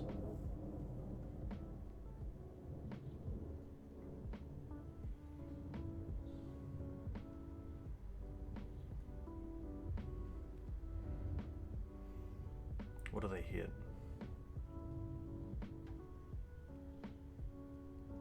Two lands. Okay, that's really good for us. They can sack the Dryad Arbor, But then they're getting close to lethal on the swing back, yeah. So 1, 2, 3, 4, 5, 6, 7, 8, 9, 10. Do we just have lethal here, right? I believe we just have lethal. Because we can wasteland ourselves, which is 6. Yeah.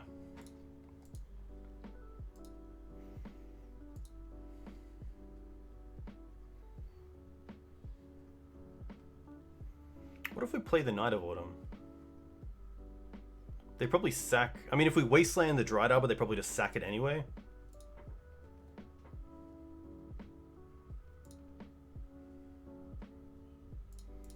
I think the play... I don't want to... Yeah, I don't want to use the wasteland. 3, 5, 9... Yeah, okay, that's fine. Let's go for this, Night... Trigger, target this. Eat Hogaak. Eat Bloodghast. 4, 8, 10. Yeah. Wasteland out in Caracas. And then swing for 12. Nice. Okay.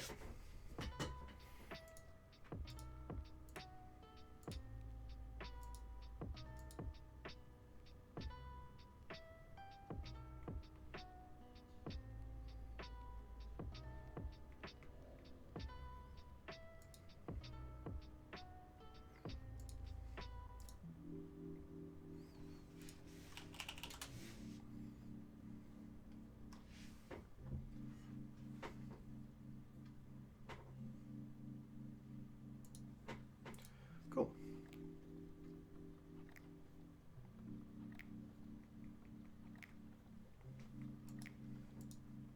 Okay, yeah, that's fair enough. Leyland's great, Path is great, Swords is great. Force is interesting, but I don't think it's needed because we have the 3 decays. I don't really like Thalia. I think that a switch for Leyland and Thalia is more than fine. Oof is okay because it also hits Altar, which is a way that they can just win. Leo is interesting. Not sure if this is the matchup where I really want it. It is a 3/3, which is nice. It does stop Careful Study, but that's about it. It's really the pitch anyway that they care about.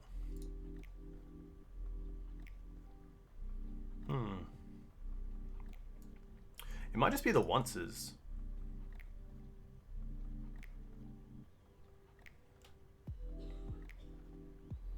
And then I don't mind Ramanap as a way to get back Caracas if they trophy it. So I don't mind this.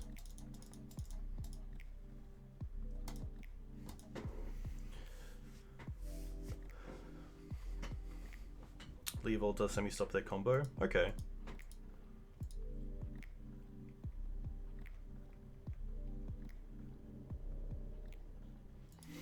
The nice thing about this deck as well is that we can hardcast the ley lines if needed.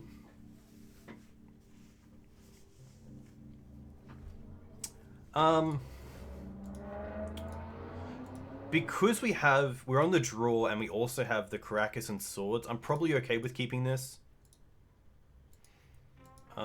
We just have to make sure that we draw into mana. I think the best draw is probably going to be a Green Suns off a fetch for a Bayou, which means we can cast a turn 2 Engineer, which would be really good on a lot of their X1. So I'm going to keep this, because it does have a bit of a plan to it.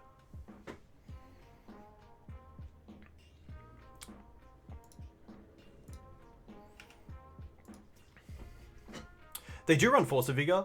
There is some consensus sometimes to keep a Leyline in hand so that you can cast it later on. But I think here, because I don't have a Green Sun start for Birds of Paradise and I don't have a Black Source, then I'm pretty happy to just play both out here, because playing 2 does play around Assassin's Trophy as well, which is also a card that they could have. Yeah, casting it is very slow. I will definitely say that as incorrect. Underground Sea.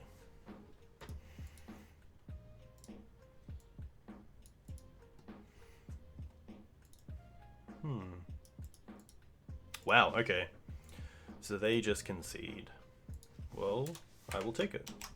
And that's Leyline for you. I mean, Leyline just does these things where you can win off it.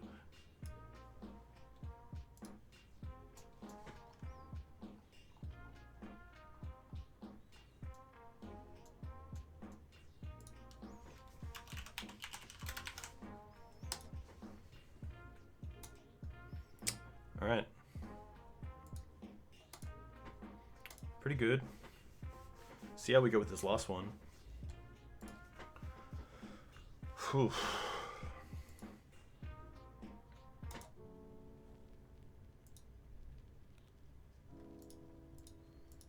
Okay.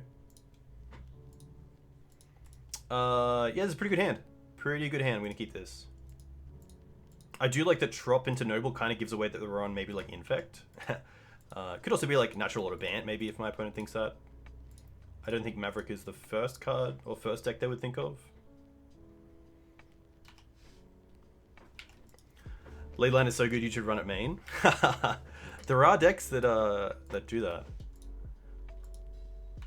Misty. It's gonna be Snow. Ponder. Okay. Cool.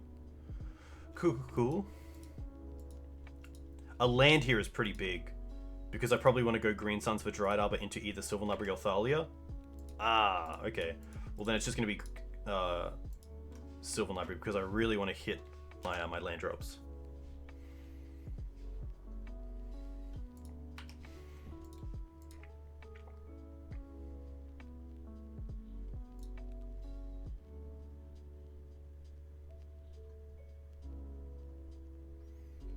Double Island.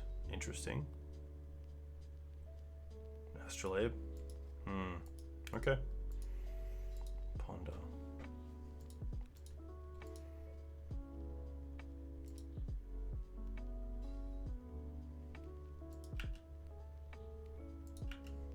Dried Up is not what I want to see. Ah, rough. Okay. I mean, we're probably just paying 8 here. Because we can still 2, 4, 6, 8. Yeah, we can get 2.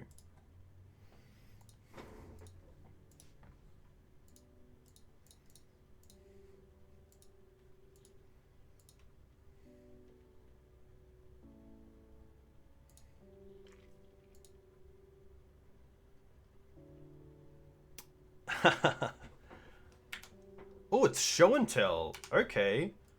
That's very okay, that's very interesting. That's a feel bad.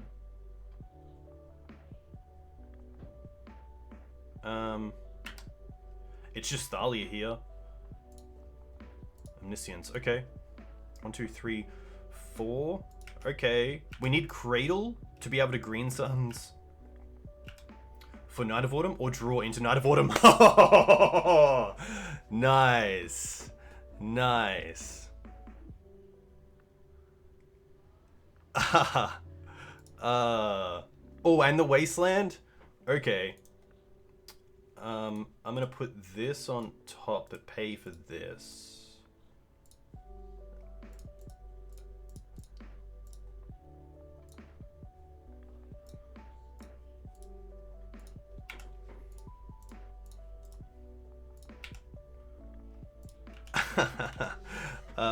Sometimes it just works out. We're definitely not in the clear here. There are ways that our opponent can get out of this.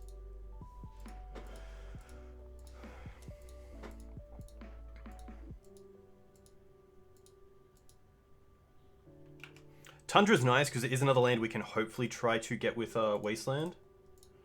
Put on top.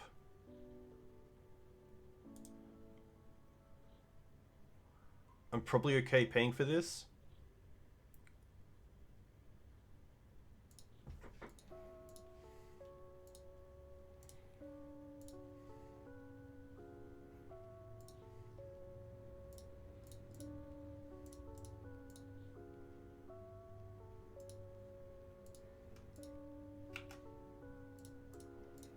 Put him to 9, and then we can get Questing Beast next turn, which might do it.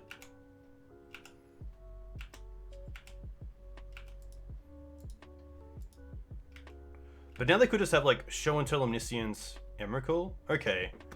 To get that game 1 is really nice. Okay.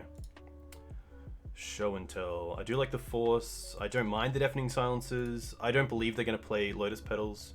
I don't mind Teeg. It might do something. Plagues can definitely come out. Abrupt Decay. I'm going to...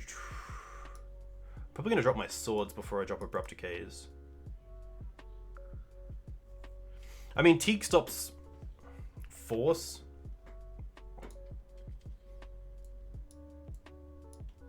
Teeg's always a misdemeanor because they can just win throughout through Teeg. I feel like they will have some amount of Oko. I think that Kaya is a pretty easy drop. Kaya is not doing a whole lot here. I'm going to drop the 2 swords. I'm just going to keep 2 swords. So I do want something else.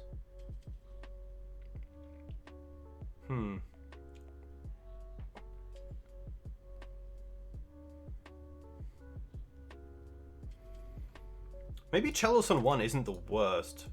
It does stop them from digging, and we don't have great 1 plays outside of Mana Dorks. So I don't mind Chalice. It's a little bit better on the play, of course, but maybe it's enough.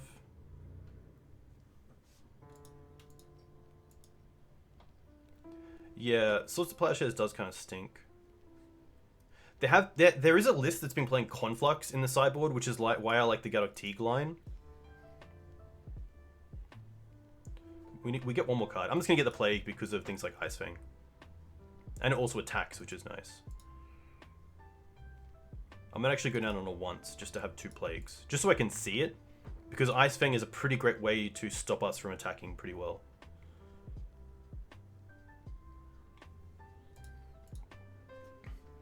Turn 1 bird. Yeah. I'm gonna keep this. I think it's got a little bit of mix of everything. If our opponent starts on non-basics, then I'll be very happy. Like that Tundra, or we did see a few Jewels. Pass from them. I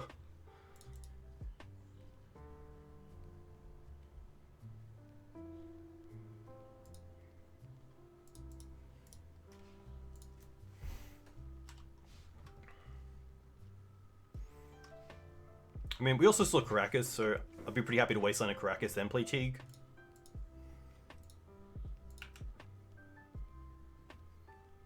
Forest.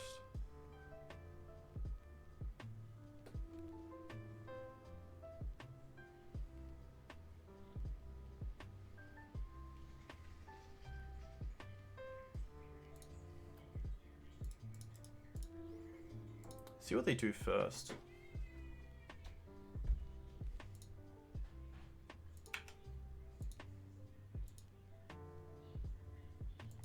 There's a world where even the role of Wasteland in this matchup is to stop them from being able to fetch in response to a Brainstorm. They're going to force that. No? Yep.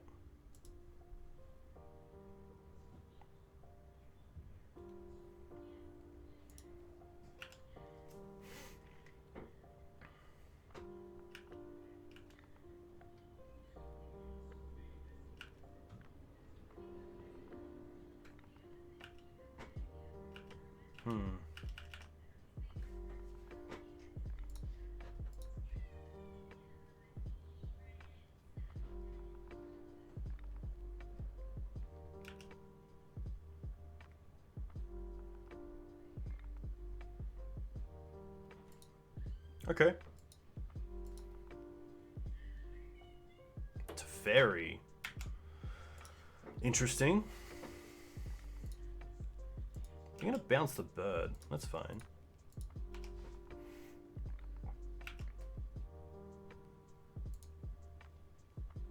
Definitely going after the Tundra. And then just playing the bird.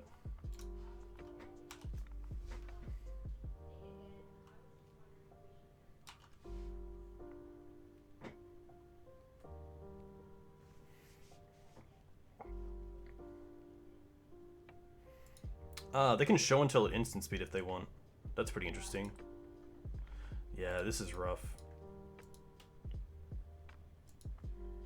they're going to return it.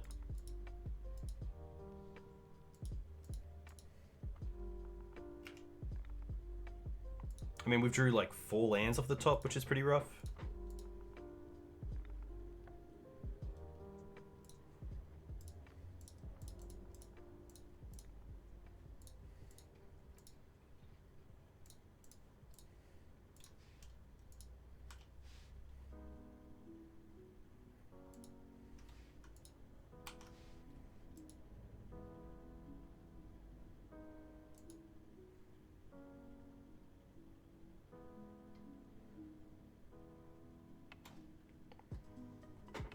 Guess we put in Wasteland. They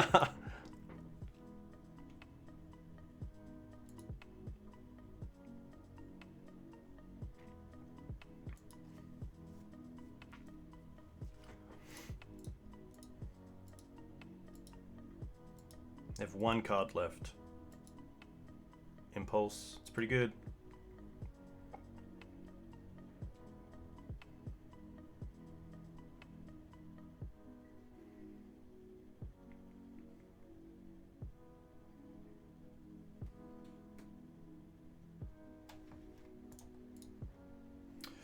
Can't do much there. We don't have BUG. No, I don't have any lands that come untapped.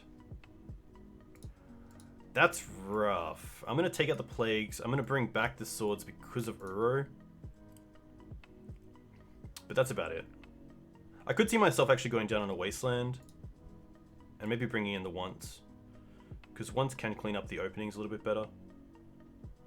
There's also some reason to play Kaya, because it exiles things like Uro, and it exiles Astrolabes, which might force my opponent to go for Jewels.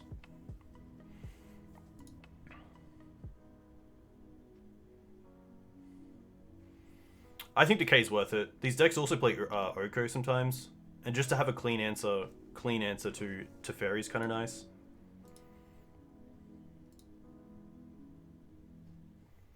I think it's just going for this.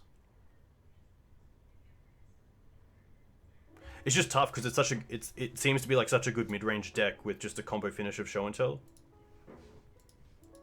Like, this is okay.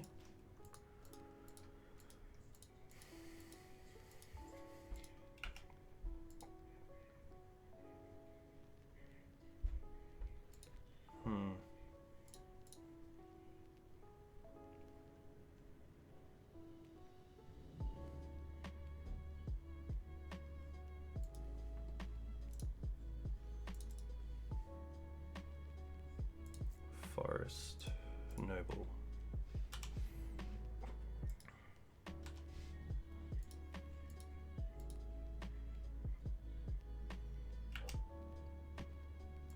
Decay, okay.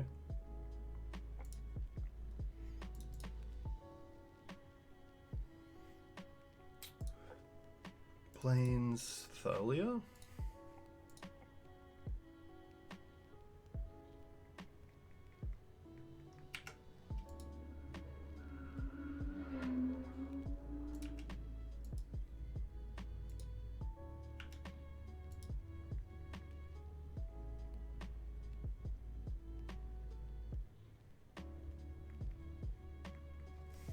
There is some consensus to playing, I'm going to play the bird because then it turns on black mana. I think that's better than getting in the 1 damage.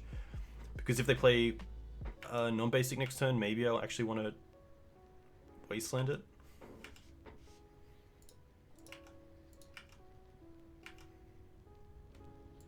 Knight. Okay, well that can come off Omniscience, which is really nice.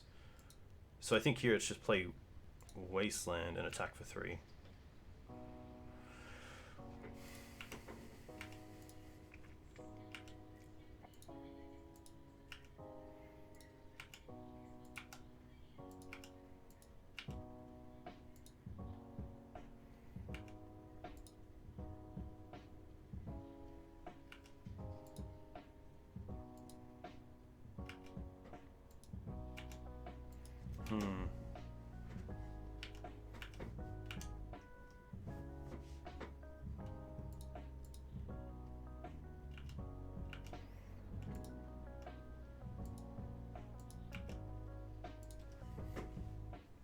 I think just to keep getting damage through, I should probably deal with the Ice Fang here. Even if they have another, I really just want to start... I just want to keep hitting my opponent.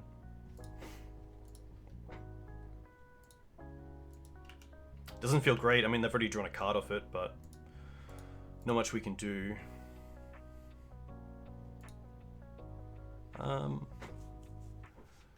There is reason here to once first, in case all we find is another Noble Hierarch, which means we can attack for 4 instead. Yeah.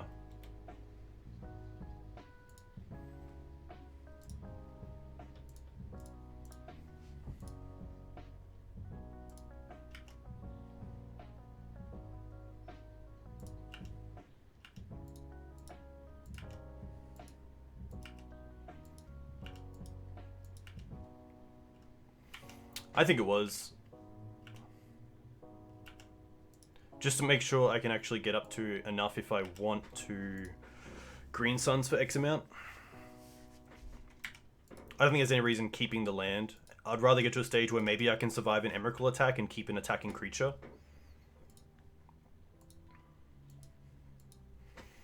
The more permanents you play, the better. Teferi's okay.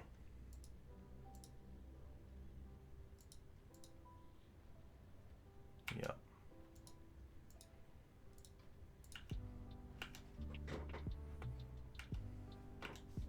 Questing Beast would be cool. Green Suns? Deafening Silence. Huh. I probably care about the Teferi enough to attack it.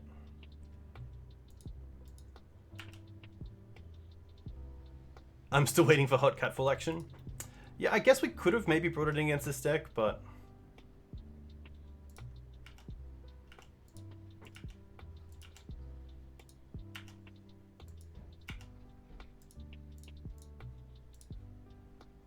Wow, that was fast. All the more basics.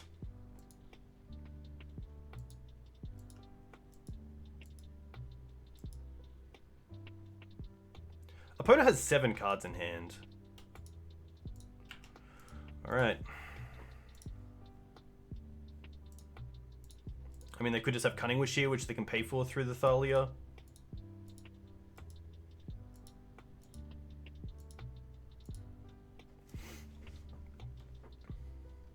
Oh, Deafening Silence, yeah. Nice, okay. We get there. Alright, 4-1 isn't the worst. Nice. Yeah.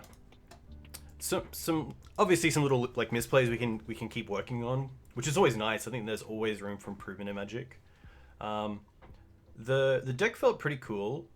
I did like having the Leo in the deck, but there wasn't really a time where I wanted to go for it. I really like just the light splash for Leo, and that's it. No like Uros, no Meddling Mages, no Okos. I think if you want to start splashing that, you should just go full Bant, and maybe not play the black splash. But I have seen some full color lists that are doing pretty well. I know that Strass Daddy is playing a really cool match, really cool deck. Sorry, Script Range has been okay. I really like the ability to return a forest if you have Felidar Retreat out, which might be overkill. That might be a little bit win more, but I also like that when we were missing land drops, we were able to green suns for it to start untapping a creature, return a land, replay the land, tap the creature for mana. So I do still like it as a one-of. I wouldn't call it a core sort of bear in the deck. I think like right now you probably just want the Night of Autumn, the Scavenging Ooze, either Collector Oof or Gaddock Teeg. Probably just these 3 to be honest. And like Dried Arbor. Things like Hex Drinker, Scrib Ranger are probably all just, if you feel like playing them, you can definitely play them, which is interesting. But yeah, I felt like today was pretty solid. It was nice to beat Show and Tell, because usually that matchup is pretty horrible. We're not playing anything like Oblivion Ring in the sideboard, which you definitely can if you think that there is going to be a bit of Show and Tell in your local meta, or maybe in a challenge or something. It's also fine in just the mid-range matchups. Opponents can deal with it with things like Teferi Bounce or Abrupt Decay, but it can sometimes be a really a really strong card.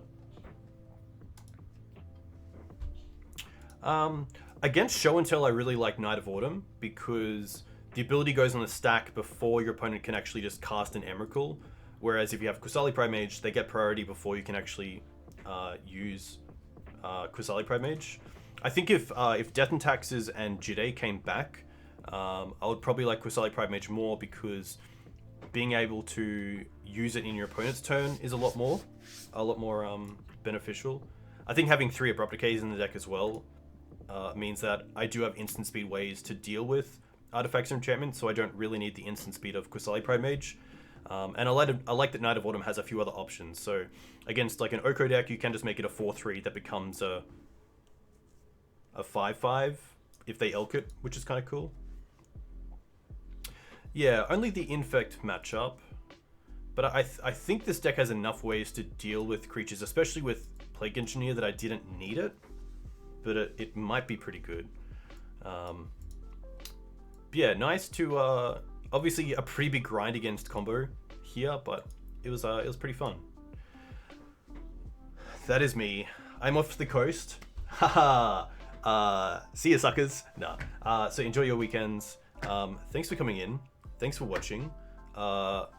If you want to check out my YouTube channel, you can find me and Lomer Boy went through a league yesterday with 5-color Loam, which is really cool. I'll have that up shortly.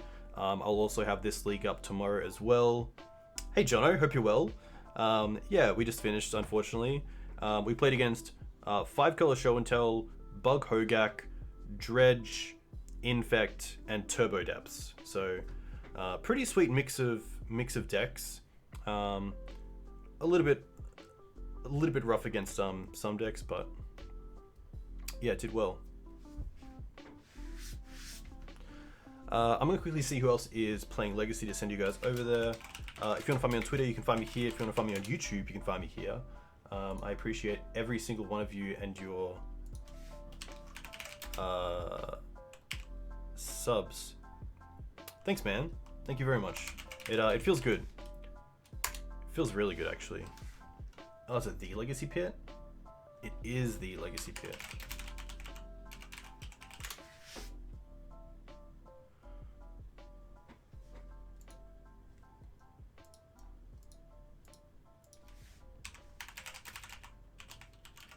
Is it working?